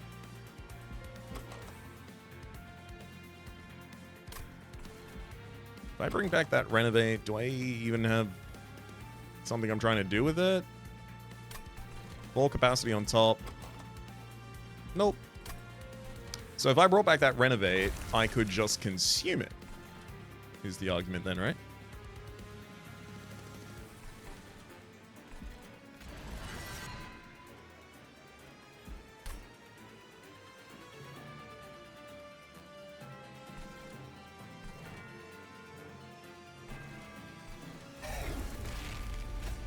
Kinho's Carapace for another 12-12 permanently.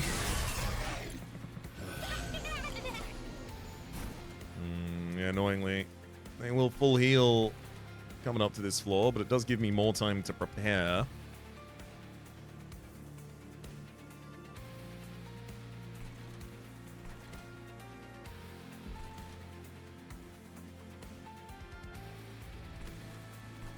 Let's drop a Balloon Burst on the bottom line.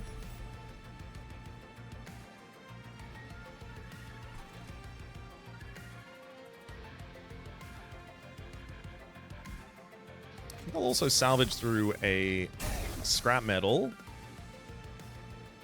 Anvil Breaker's already 735 rather points, ready to take out a Terrifying Amalgam by itself.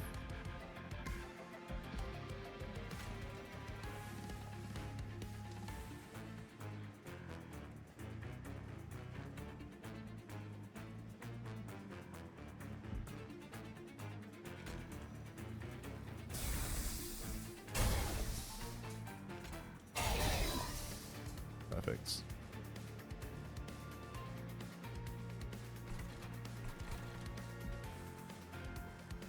So now we play Spear Steward top line with your additional multi-strike and your additional gem and all of that. And I'm free to go Anvil Breaker, Return Soul. I mean, I can Return Soul the Anvil Breaker and cast it again on the bottom line, but it won't really change anything. Just gives me a echo that I lose at the end of the turn.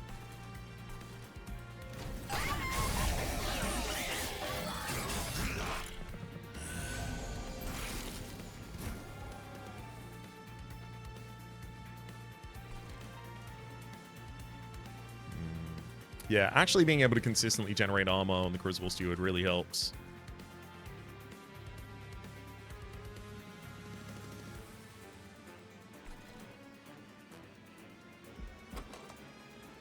Okay, I'm going to take this opportunity to Return Soul a Salvage and then salvage a Scrap Metal for a ridiculous amount of energy and Forge Points. The Forge Points go into another Spear Steward hitting top.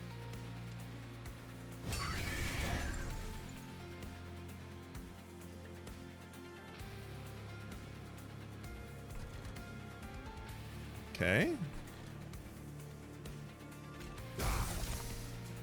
Midline sees the most units that don't have an upgrade at all.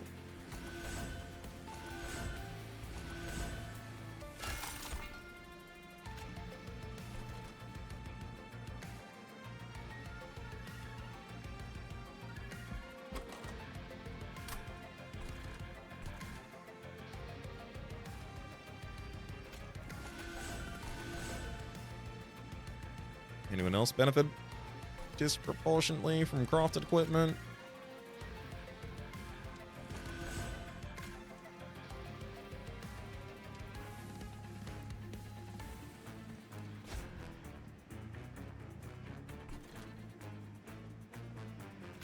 So now I can also drop a Higher Steward. And then finally we have Hammerfall for 95 additional damage, which I think is what Crucible Steward needs. But I am running out of consumes in the deck. So eventually your trigger won't matter at all. Okay, no, this should probably go on a welder then in order to pass forward more health consistently. And Kinho's Carapace, you can gain 16/16 permanently, please.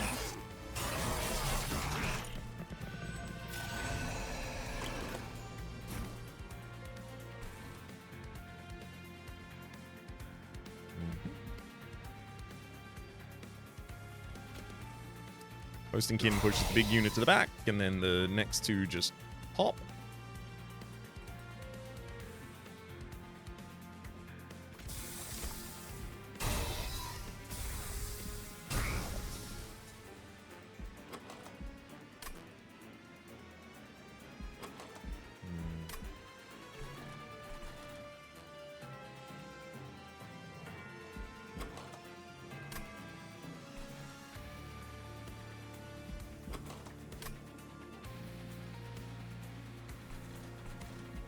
Salvage this Scrap Metal and then use Return Soul to bring back this salvage, which I will then consume twice.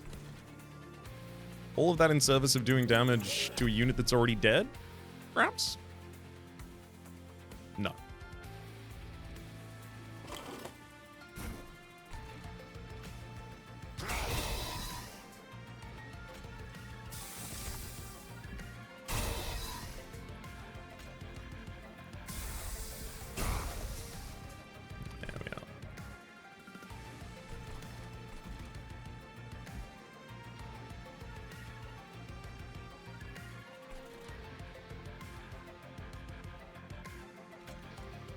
And then on the bottom line, I'll salvage a salvage, return soul, salvage, salvage, salvage. All of this just for floor capacity.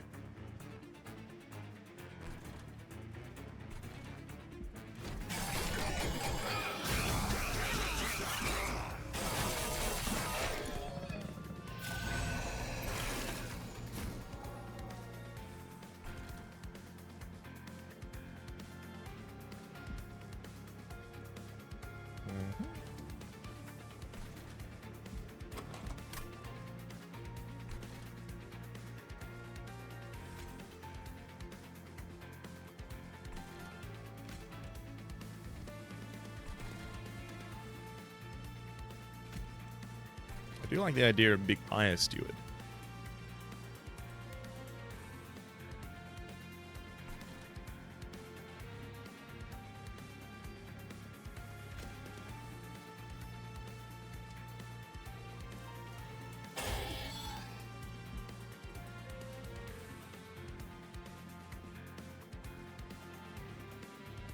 Hmm.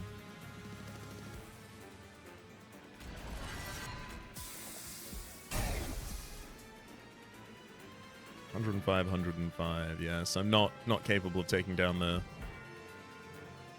Rage Wings that way.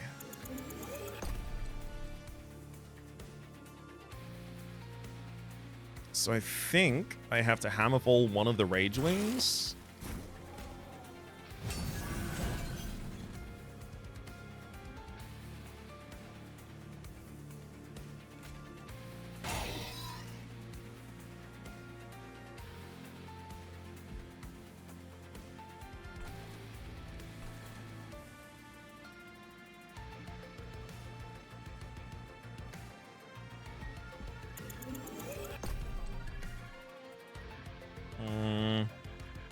No, again.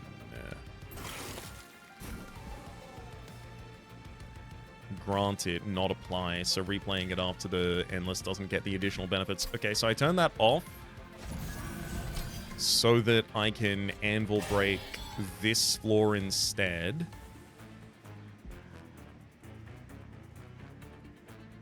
We're still gonna Hammerfall an enemy backline, but now there's just those two Rage Wings revealed when they ascend.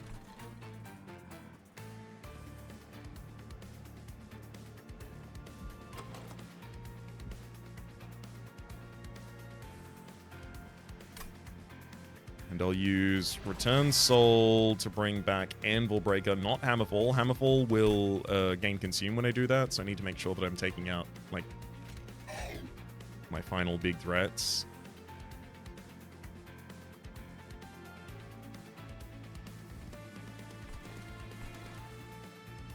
Kino's Carapace, another 12-12 permanently, and holds.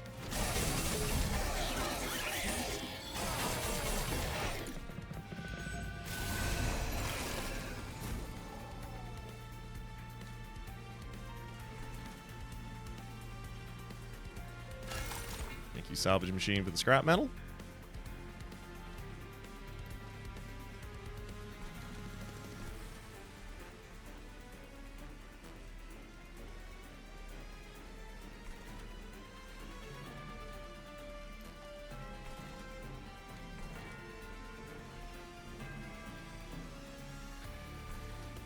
Let's salvage that scrap metal immediately.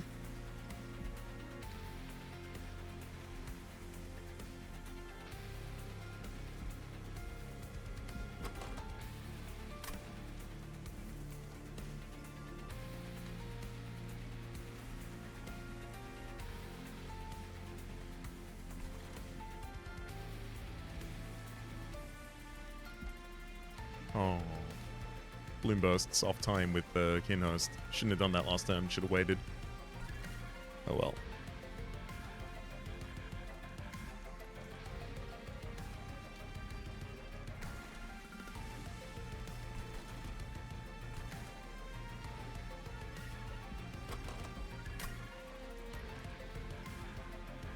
So I kind of want to Hammerfall the Ragewing Assassin twice.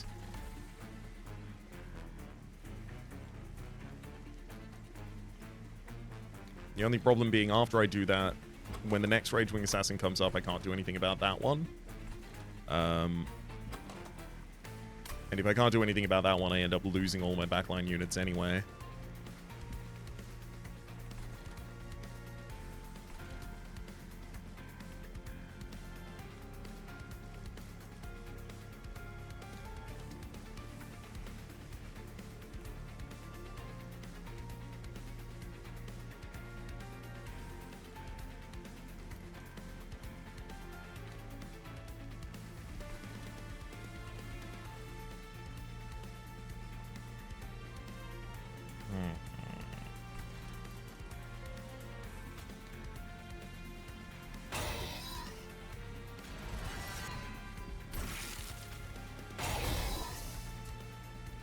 Yeah, that completely saves this line this turn.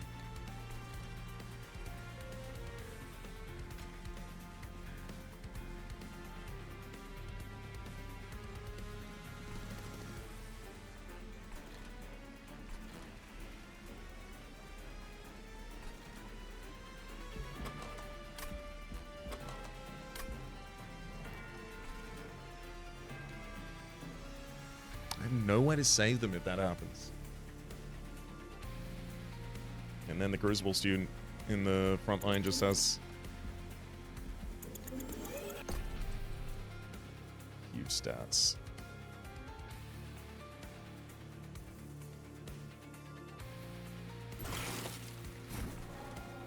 Okay, well,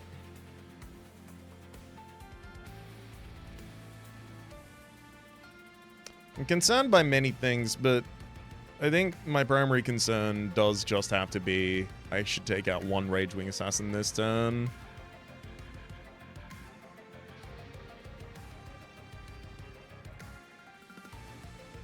Although taking out none of them doesn't change the impact, right?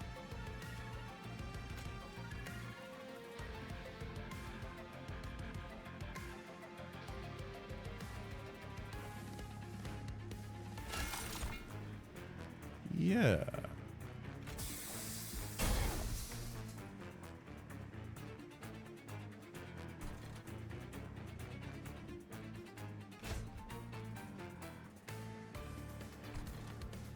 So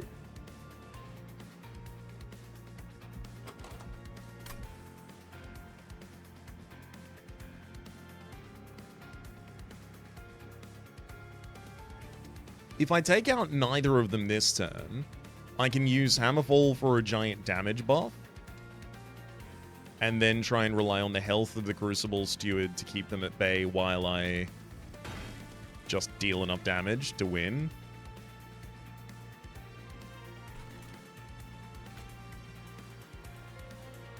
It still allows for Anvil Breaker to be played on the bottom line, and in fact, it still wants the Hammerfall drawn back this turn to take out the Ragewing.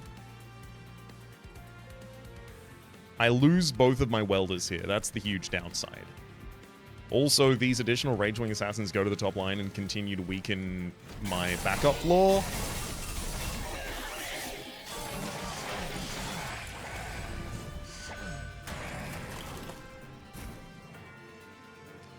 That's a lot less promising than I thought it was going to be.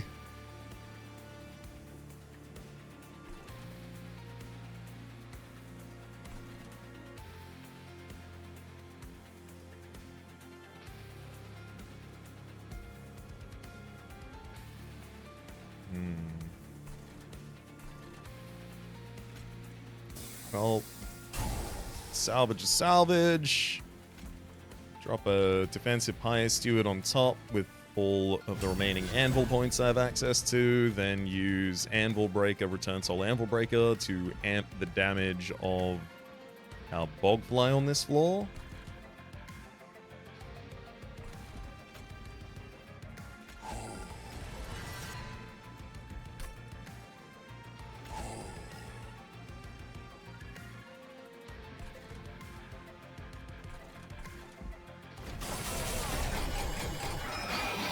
I think I do just have enough health on the top line that we're okay.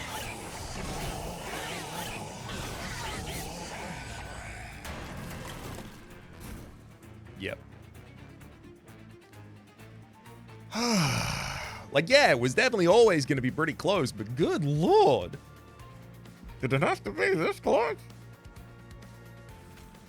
Anvil Breaker returned. Anvil Breaker salvage. Get him.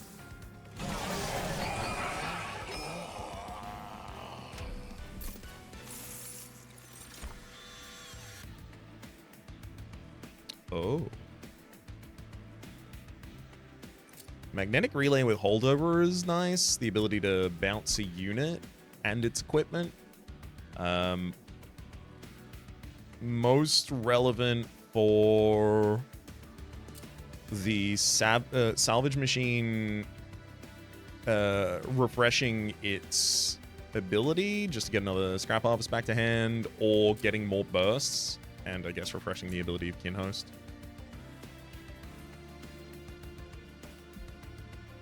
Actually, bouncing Hef would give me 3 scrap metal in hand. That's great. Every turn, 3 scrap metal in hand from the magnetic relay. Oh my god, I have to do that. So the problem with that is that currently, Hef wants to be on the same floor as the Crucible Steward, who wants to be on the same floor as the Jack-in-the-Box, which means Hef can't be played back on that same floor because it overstacks pretty quickly.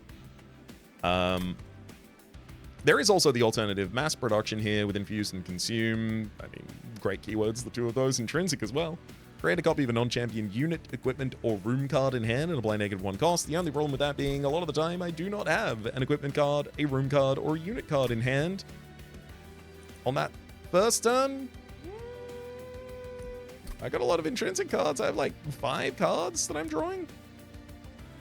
I have 4 cards that I get to draw on that turn 1 that could possibly be a non-champion unit, equipment, or room card. I'm taking the magnetic relay for the reason I mentioned earlier. And then Ancient Resonance.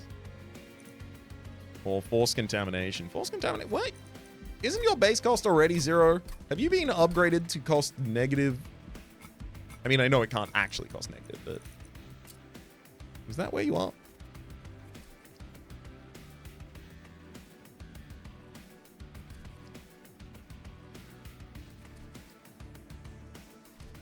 No? Oh, wait, I'm looking at the wrong spells. Oops. Proclamation, Echo Snare. Yeah, because there's a lot of 0 costs in this clan. Okay, no, False Contamination does by base have a cost.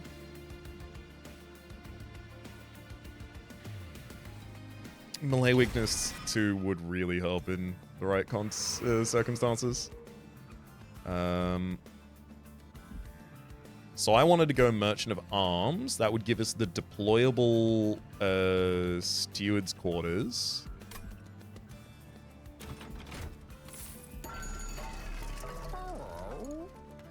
Equalizing Ring, Overgrowth Carapace.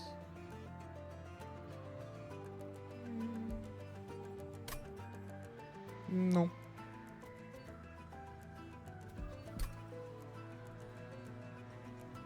Oh my god. Hall of Mirrors would give me the ability to have a floor where I play Hef, bounce Hef, play Hef, Hef, play Hef, Hef, play Hef, Hef, bounce Hef, play Hef, Hef, play Hef, Hef. And then that just gives us a ridiculous amount of ongoing smelt stuff. It's just what floor would I be able to do that on is the problem. Where's Hef supposed to go in order to be duped enough times?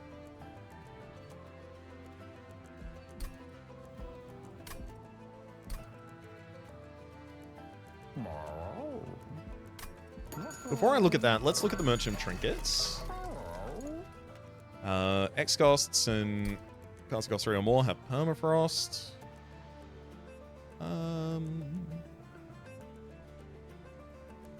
Yeah, I mean, I'd be able to use it. Winged Steel for card draw, also really useful.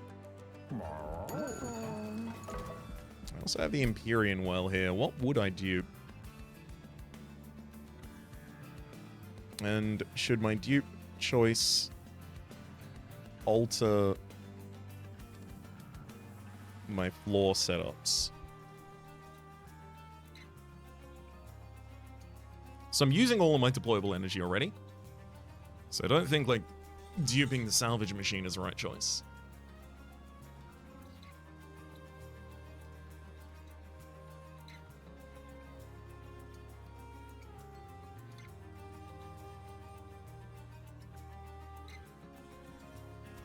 Smelt yields are doubled on this floor. See, I'm always going to want to do my smelt triggers on Hef's floor,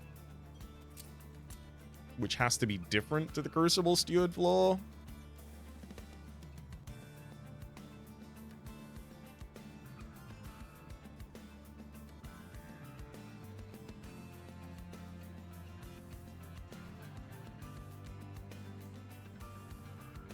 God damn. Bouncing Hef into a Hall of Mirrors and just consistently getting that many scrap metals, like, it will help me prevent burning out my entire deck. I just need to make sure that I'm benefiting consistently enough from it that it's worth its while. So this would be Crucible Steward bottom floor with the Jack in the Box. Probably Kinho's Carapace as well. Just to help pitch damage. And then our second floor would be Stewards. And then our top floor... Oh no, I have nowhere for the salvage machine to go.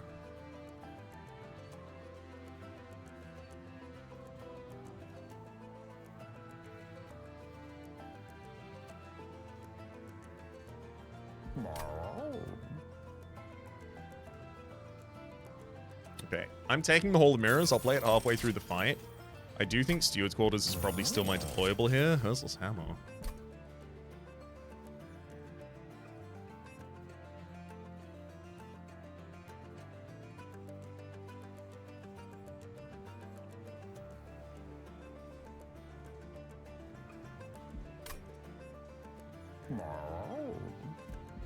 I'll also figure out who wants to hold that and when. Special Trinkets, Winged Steel, reroll. I didn't just pick up a 3-cost that I want to keep in hand or anything like that. No, it was 2-cost, 2-cost. Yep, reroll. Artificial Pyre Stone's huge. So's Base Charge, good lord. Carving Coruscant. Whenever extractors use, gain energy and a gem. I extract a little, but I don't extract consistently. Both of my extracts consume. Base Charge is nice, but I think it's got to be the Artificial Pyre Stone.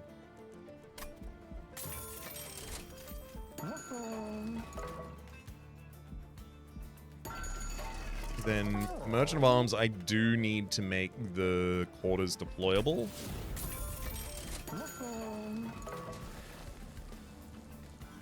Anvil Breaker I can probably use for ridiculous damage, just because of the...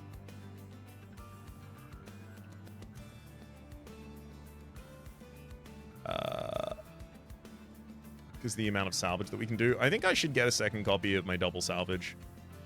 I think it's exactly the additional card I need with the way that I'm capable of generating additional scrap metals.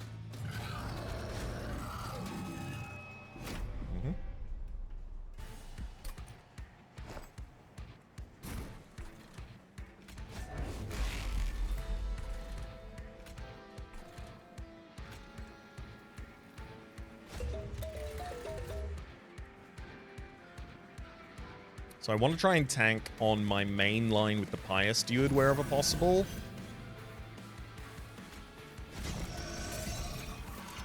So yeah, actually Kinho's Carapace doesn't go down early that way.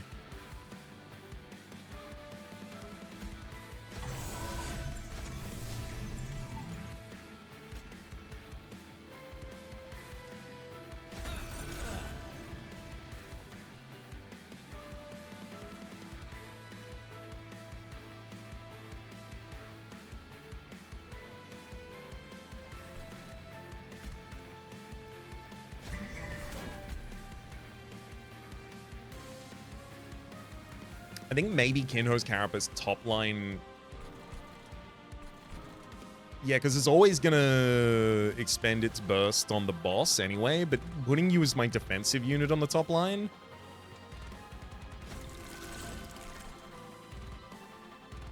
I think helps. Okay.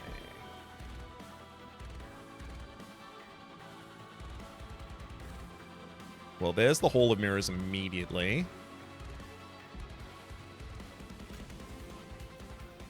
Definitely have to play that.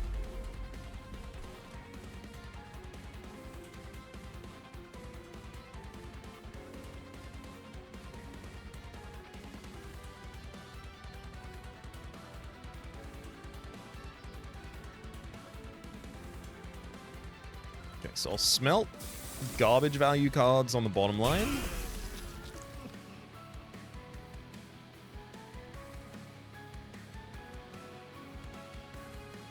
Really hard to smelt pretty much anything else right now. On the top line, I will smelt the big scrap metal.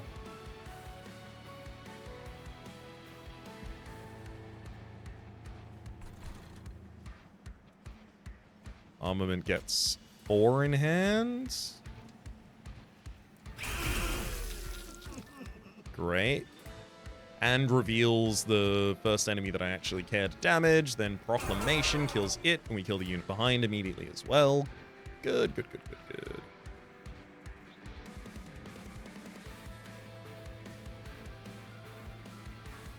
Okay. Then on top line, I'm going to salvage the scrap metal again. So now I can give 75 additional damage to the Crucible Steward on the bottom line.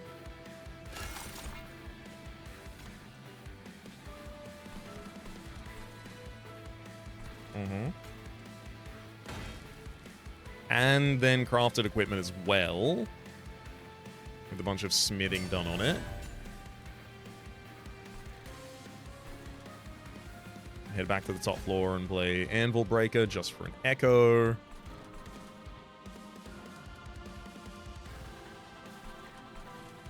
Give the crafted equipment to the Jack-in-the-Box so it doesn't die to just AoE damage immediately. Great. I should probably just eat those echoes this turn as well.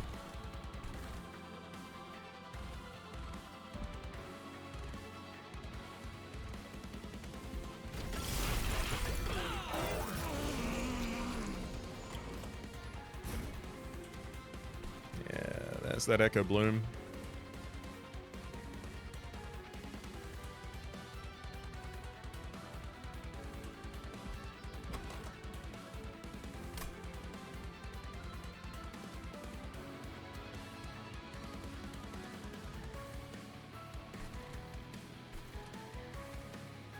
Take damage twice.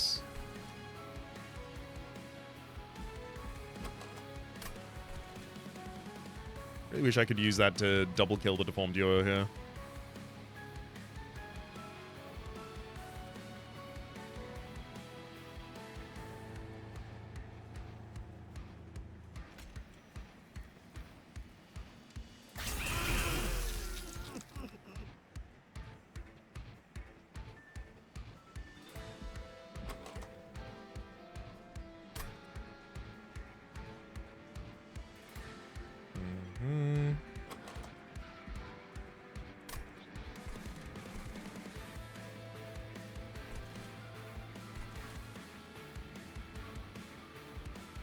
I don't want to smelt cards if I can avoid it. I don't want to even give consume to my smelt cards if I can avoid it. So right now the safest soul to return is consistently Anvil Breaker.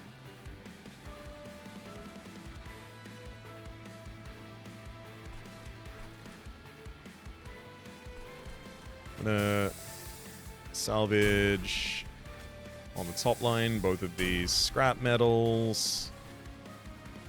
Okay, hosting can will help.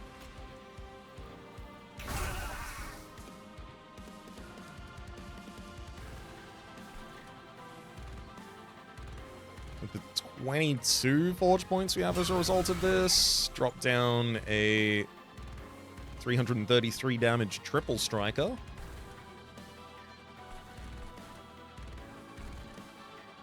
Echo Bloom goes on the bottom line because it can.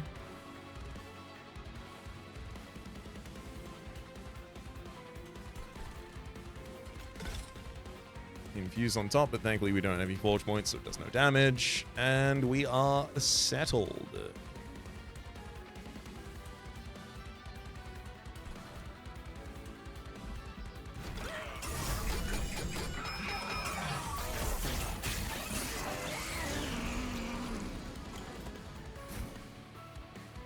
There it is. Okay, I'm going to be flooding my hand with way too many smelts this turn, courtesy of Bouncing Hef. And then that holds over, so I'm ready to do it again later. My largest concern right now being that I'm not going to be able to do too much with them. Okay. Magnetic Relay. Once I play Hef, I get too many of them to hand right now.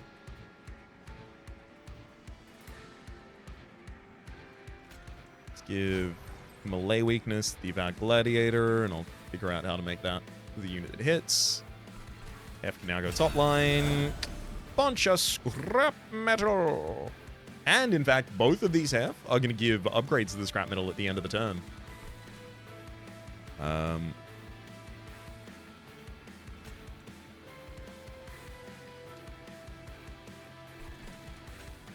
Let us return Soul back a... I think I should probably take one of the salvages for the bottom line.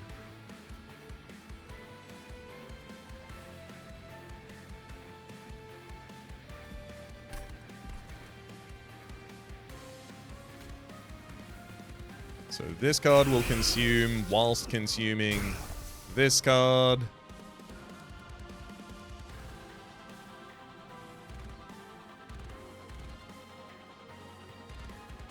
I think also dropping a big Renovate on the bottom line doesn't seem like a bad idea to me.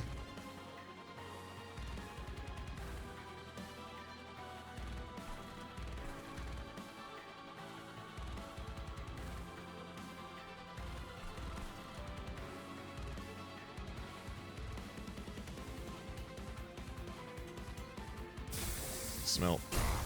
One more scrap from hands.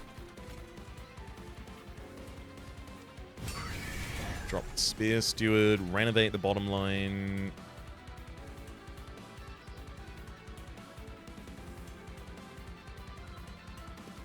Right? Or maybe throw out a Fracture, actually. And then renovate.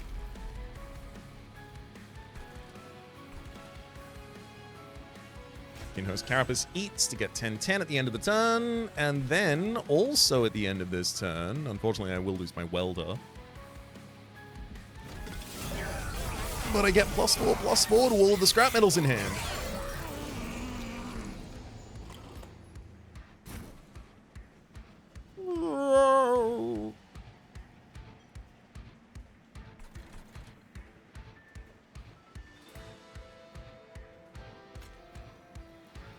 I like the idea of Herzl's Hammer for the Bogfly so that I can give some armor to the bottom line as well.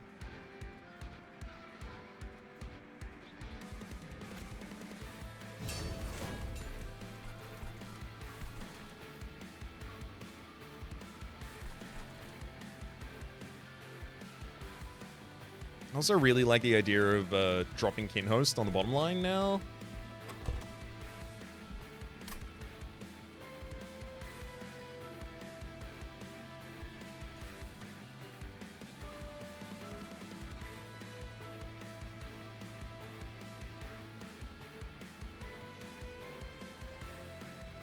Largely so that it can actually utilize the Bloom Bursts.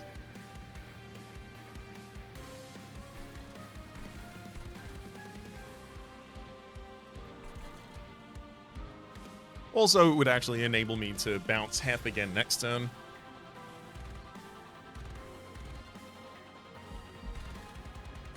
Okay.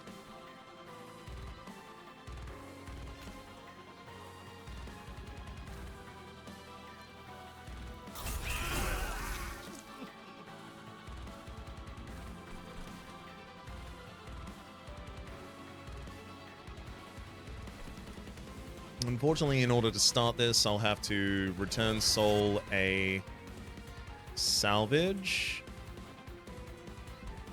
Again, I'll take the worst one I can get access to.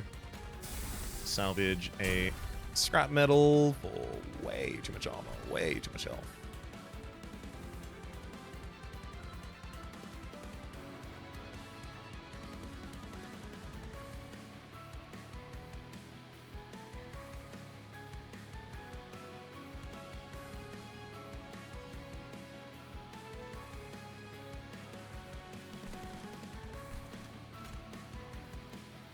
Oh. Equalizing rings gives a bunch of armor to a unit at the moment.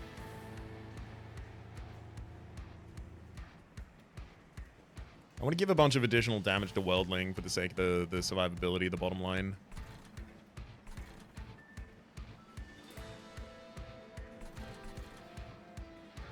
So let's get 3 weapons in hand by casting Armament Drive on pretty much any of the floors. Then Worldling, there's all your damage. Also up the salvage machine because it can.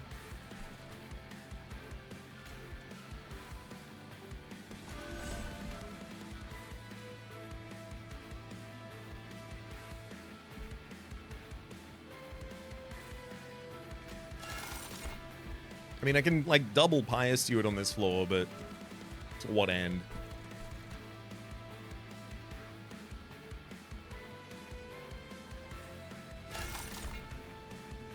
Kino's Carapace, I will drop at the very back of this line. Loom Burst, and then eat to get 24/24 permanently. And wow, now we're not even able to kill the basic enemies I was focused on. That's okay, they'll definitely die as they ascend, we're all good. And I have the bounce available. I do want to just get rid of the equalizing ring, though.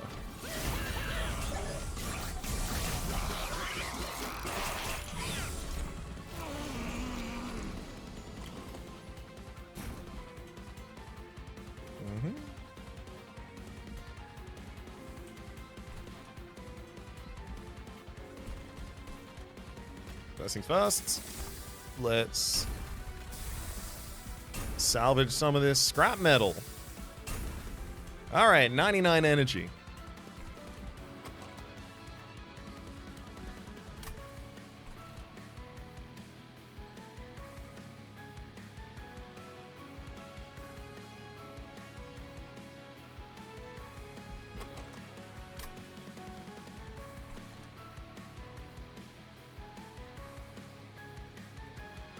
$99 by 5s, like 500.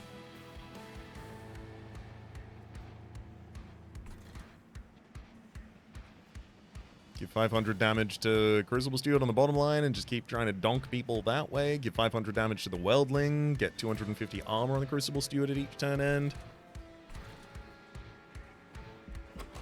How do I best utilize all this energy?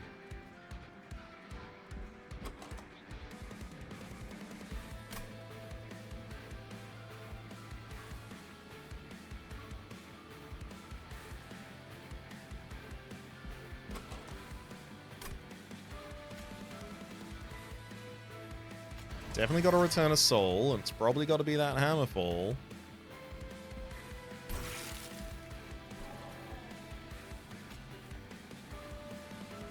Yeah, 1.5 thousand more damage this turn to the enemy.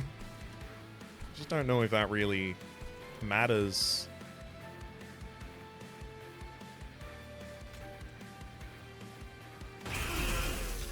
Yeah, no, I'm gonna go for the hundreds of additional armor on the Crucible Steward each time, please.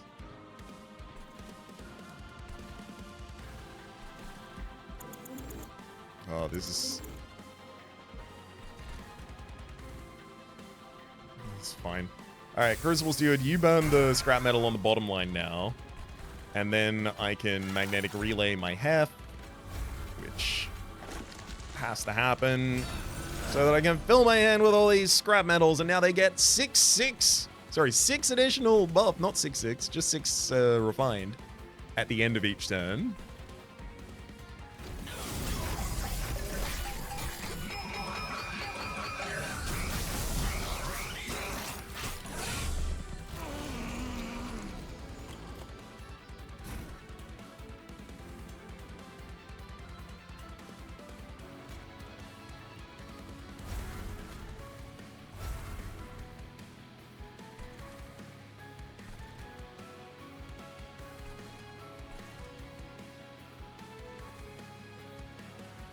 Okay. Return soul on... Really don't want to get rid of any of the salvages. They're so important. Return soul on Anvil Breaker.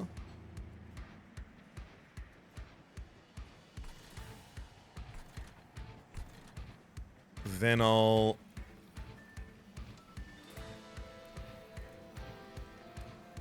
Anvil Break. Kinho's Carapace can eat to get 8/8, and then I'll bounce the Kinho's Carapace without making sure I have enough energy to be able to play it again. It's pretty important I can play it again.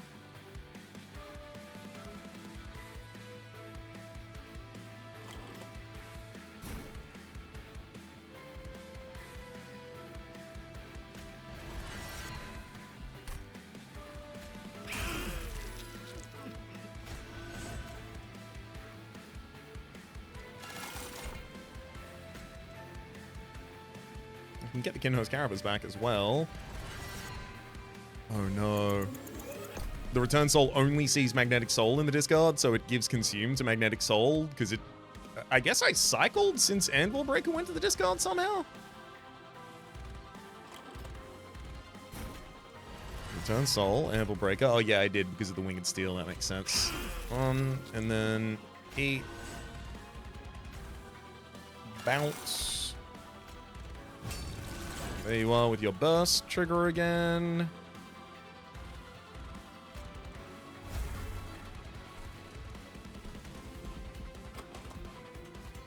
Yeah, I can use Pious Steward on a future turn, I guess.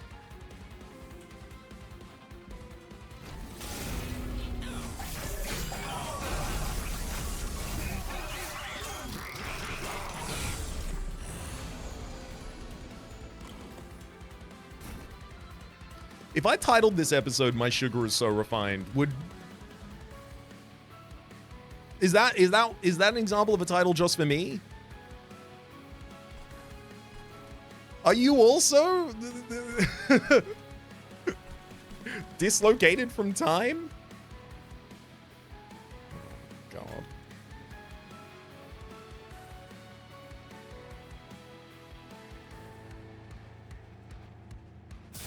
I have to burn one of these out of hand because I have no space in my hand. Salvage machine. I don't want another one. They're too much. I don't know how to use them. Oh, thank heck we drew a salvage. Plus 60. Plus 60. Oh my god, because they're all doubling the effect as well. Oh my god. I consume a scrap metal to get 60.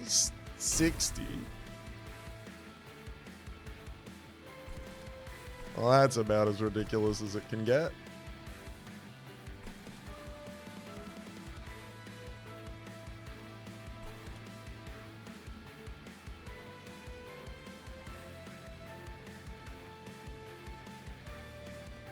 I'm pretty sure I win on that bottom line. I don't think more harvest is what I need. Alright, Kinhost, you eat, then I'm gonna bounce you. You're gonna come down with hundreds of damage. I waste all of this additional energy because what am I even supposed to do with it?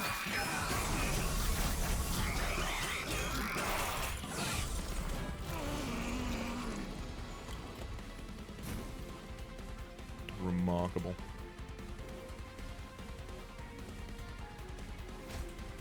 I'll Bloom Bursts. I'll return Soul for the salvage. Just for fun. Get myself full energy on the top line. There we are.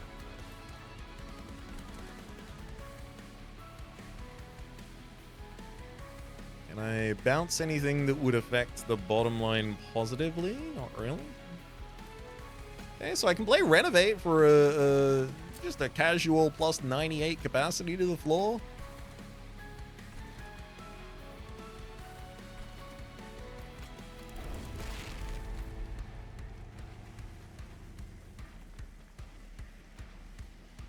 Greenhouse Carapace can eat for another 12-12 at the end of that turn, and then I think that'll do.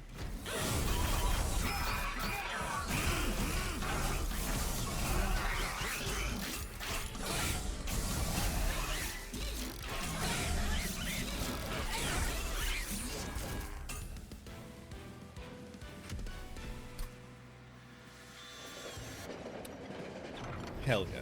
So, losing 3 Pi health, I don't remember what turn I did that on, but I want to heal that as quickly as possible because I draw a 6th card each turn from Pyre Piping when I have full Pyre health. And thankfully with the clan that has the most finite control over that.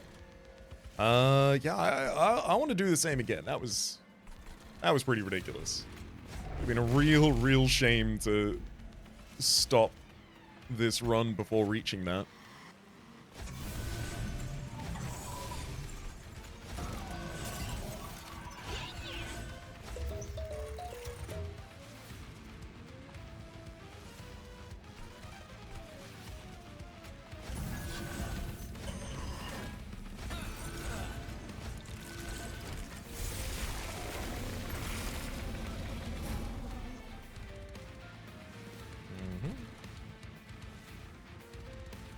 Oh my god, there's the magnetic relay from turn 1, so I just have to start using it.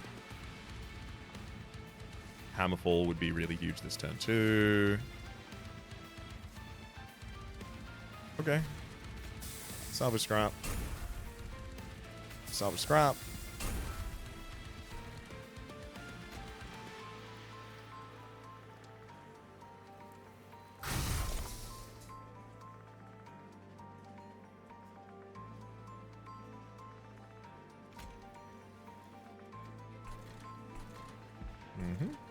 Craft equipment with all of its smelt power to forge power rather to the Crucible Steward first.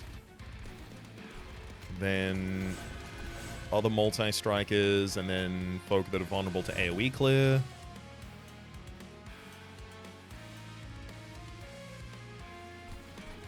I'll magnetic relay Hef on the top line, bounce it, get those 3 scrap metals back.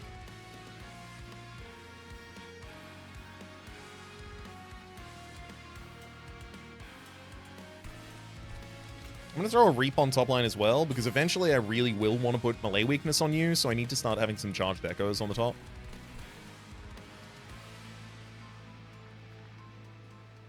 Then Hosting Kin, Proclamation, and we have Hammerfall ready for 65 additional damage on the Crucible Steward for the sake of those etch-valued triggers. I'm only drawing 5 cards next turn, because I'm not on max Pyre health. So I'll generate another scrap metal to hand. Oh, right, of course, Pyrelite gets generated in hand as well. So never mind, I will overdraw this turn, but that's okay. It'll certainly be a lot worse than this.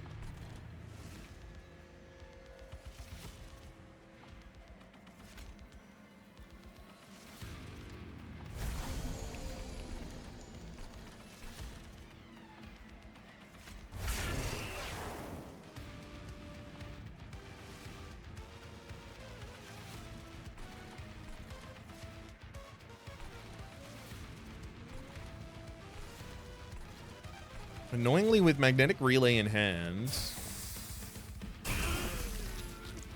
I really need to be killing enemies. Or rather, clearing out space in my own hand. Thank heck.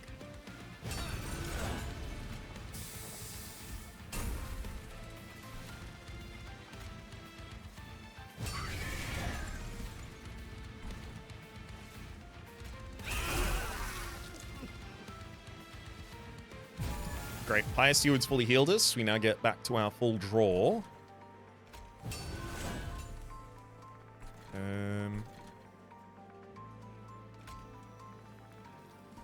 And then everyone else just gets crafted equipment until they're done. Very much overfilling my hand with these scrap metals, but I also know that I've got some really good salvage draws left in the deck. Both of the spell chain salvages are left in there. Greenhouse Carapace, eat. Oh, actually, this is a little harder because I'm also holding over my magnetic relay. And I had an endless draw this turn, which means, yeah, we get one new unit.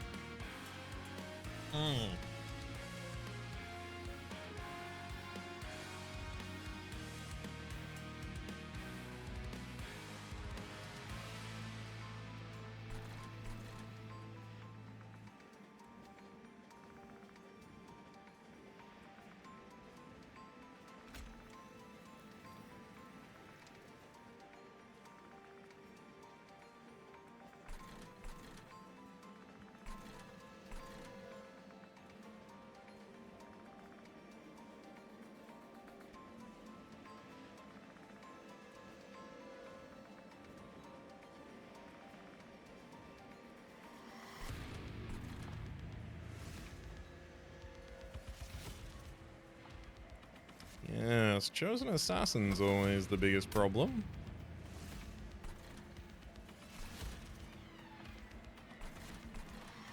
Not able to pull it off the floor that it wants to be on, not able to consume this turn.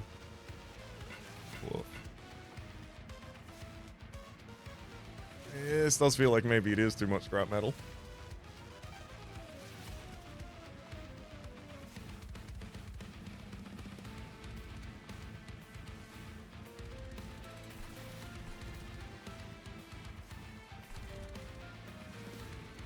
If I bounced Crucible Steward, I can use you for the scrap metal consumption. Then Echo Bloom the bottom line. Oh, sick. We got a crafted equipment. That's so huge.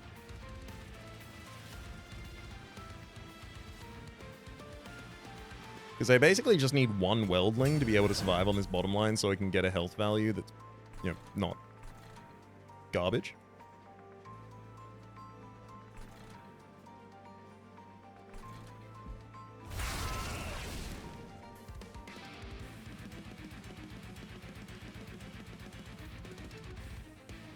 This will keep one Weldling alive. I just need to find a way to take out the Chosen Assassin next floor before it just shreds me.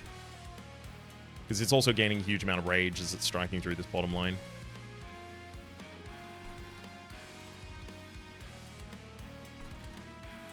And then the cap. Get a Fire Steward and heal up.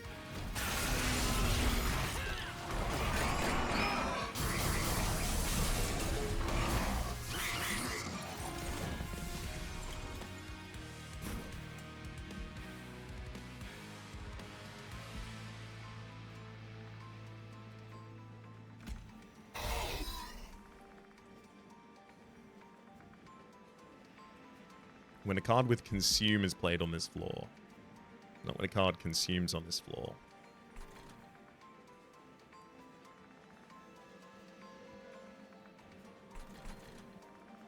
Heading back to the top to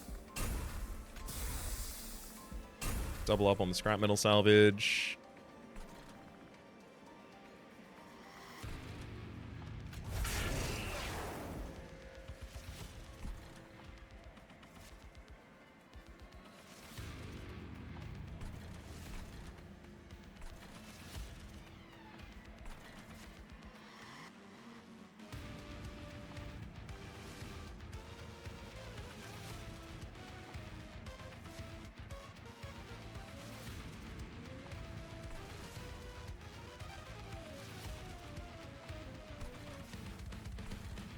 I think I just have to be okay with losing that much of the middle line.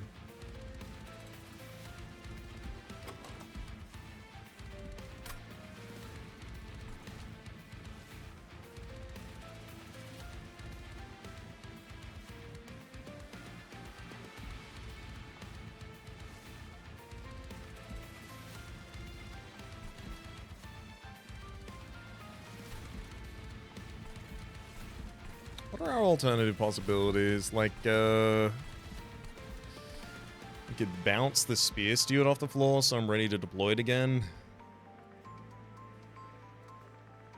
And then just keep an Endless Steward in front of them. But then if I do that, I'm not capable of doing that for the Crucible Steward, who really does need it right now.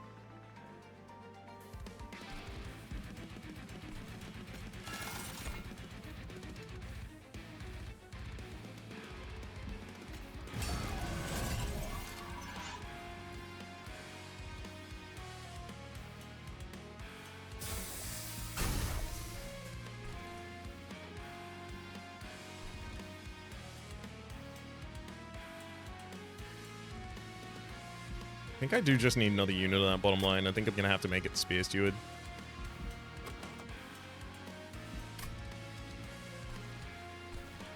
It's not like it can really go anywhere else right now.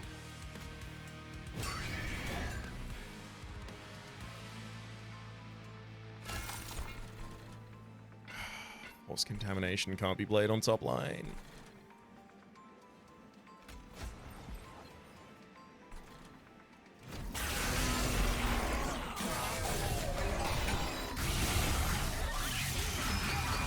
And there goes most of Savagery.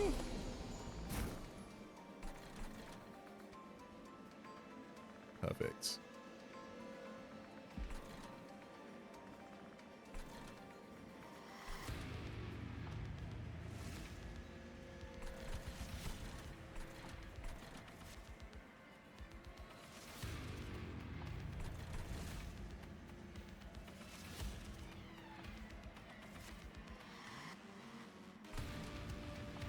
God, I think I'm actually in the weird position where I just bounce Kinhost, and I get 2 of them on the top line, and then they burst to attack Entropy for a bunch. So we'll return Soul top, getting back Forced Contamination, use Forced Contamination on the top line, then Highlight.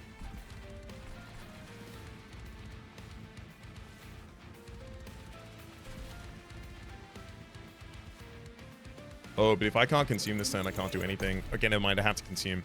I need some additional energy. Sorry, consume, I need to smelt. Gosh, this clan's got so much going on.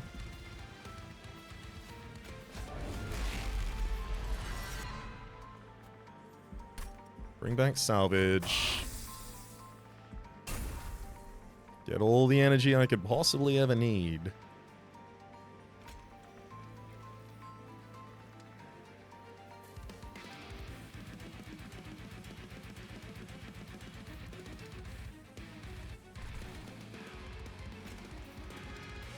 Will Magnetic Holdover to get Kinhost back. Play Kinhost with bursts. Yeah. So they both get the Forge points because they're being duped there.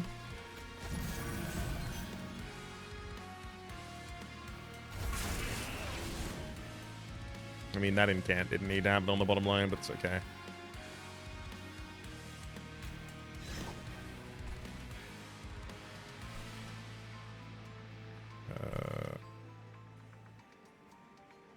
I guess I just play the Curse of Entropy, heal back up to full with Pious Steward. And we do most of Entropy's remaining health this turn. Next turn, we do the remainder of Savagery's health. And I also have the ability to get the Melee Weakness next turn as well.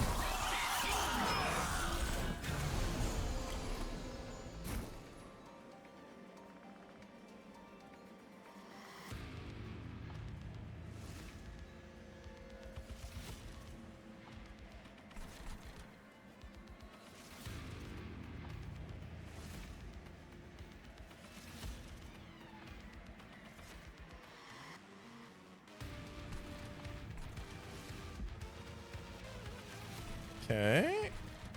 Returning Soul, bring back Force Contamination top line, Highlight. Dominion's pretty close to dead, Savagery's dead. Entropy's getting really close to dead as well.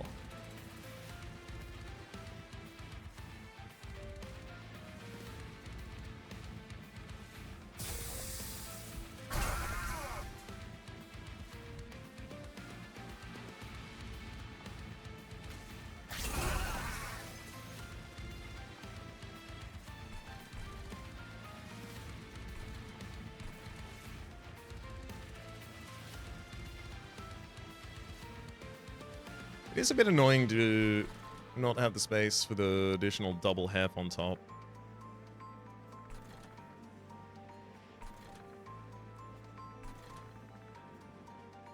Probably far beyond changing the actual outcome at this point, though.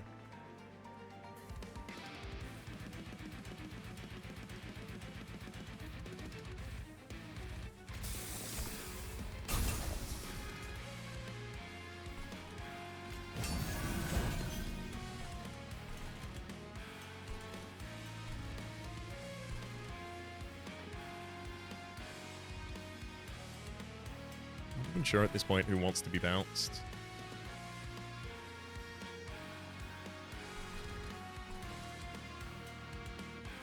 It's not like I have good capacity to take them in any other location anyway. Alright. Eh? Oh, okay, I can't target a cardless card. I can't return it to hand because it's like returning a token to hand. It immediately disappears. It's not a card. It's a token. I do need magnetic relay held over though, so there you go. That'll have to do it.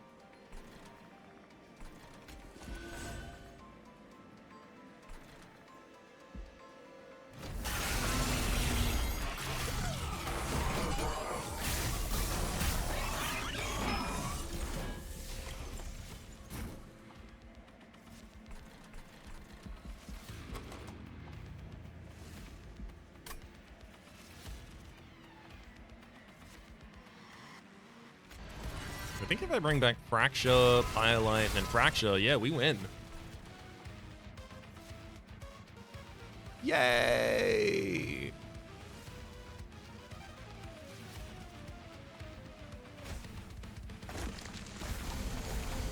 We did it!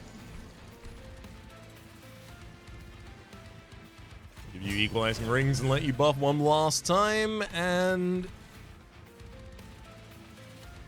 watch it roll out. No, I wouldn't have the energy to do that.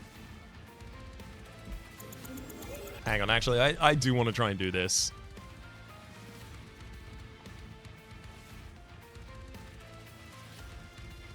It's bounce the machine on the bottom line so I can remove the scrap metal rather, refined scrap metal from my hand.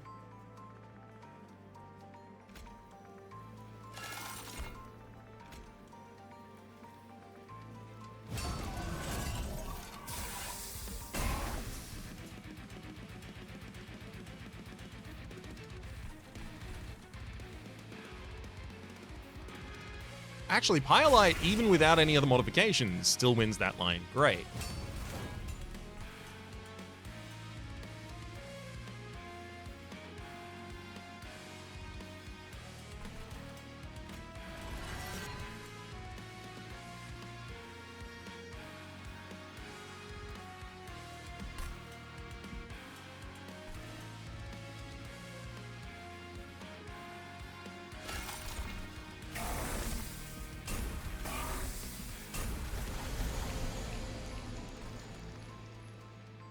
There we go. Now I can end the fight on full health because the fire steward. Although, hang on. I'm still about to take 3 damage before the end, so it's not really going to change anything. Good lord. So as I determine more best practices and things like that, it'll ideally get faster to play this character. In fact, these clan combinations, both of them, being the ones I'm least familiar with in MT2 so far. And rustiest with, for the sake of the Wormkin, Railforged at level 10, Assembly Room.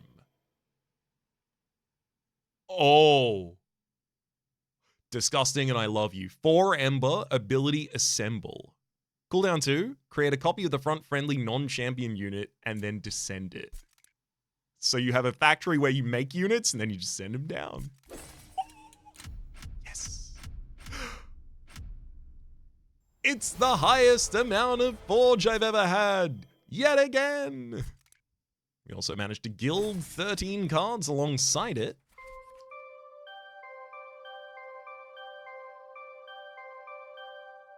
Beautiful. Whoa, whoa, how did Wormkin not level that? Well, I guess I'm starting to run with Wormkin in the next episode.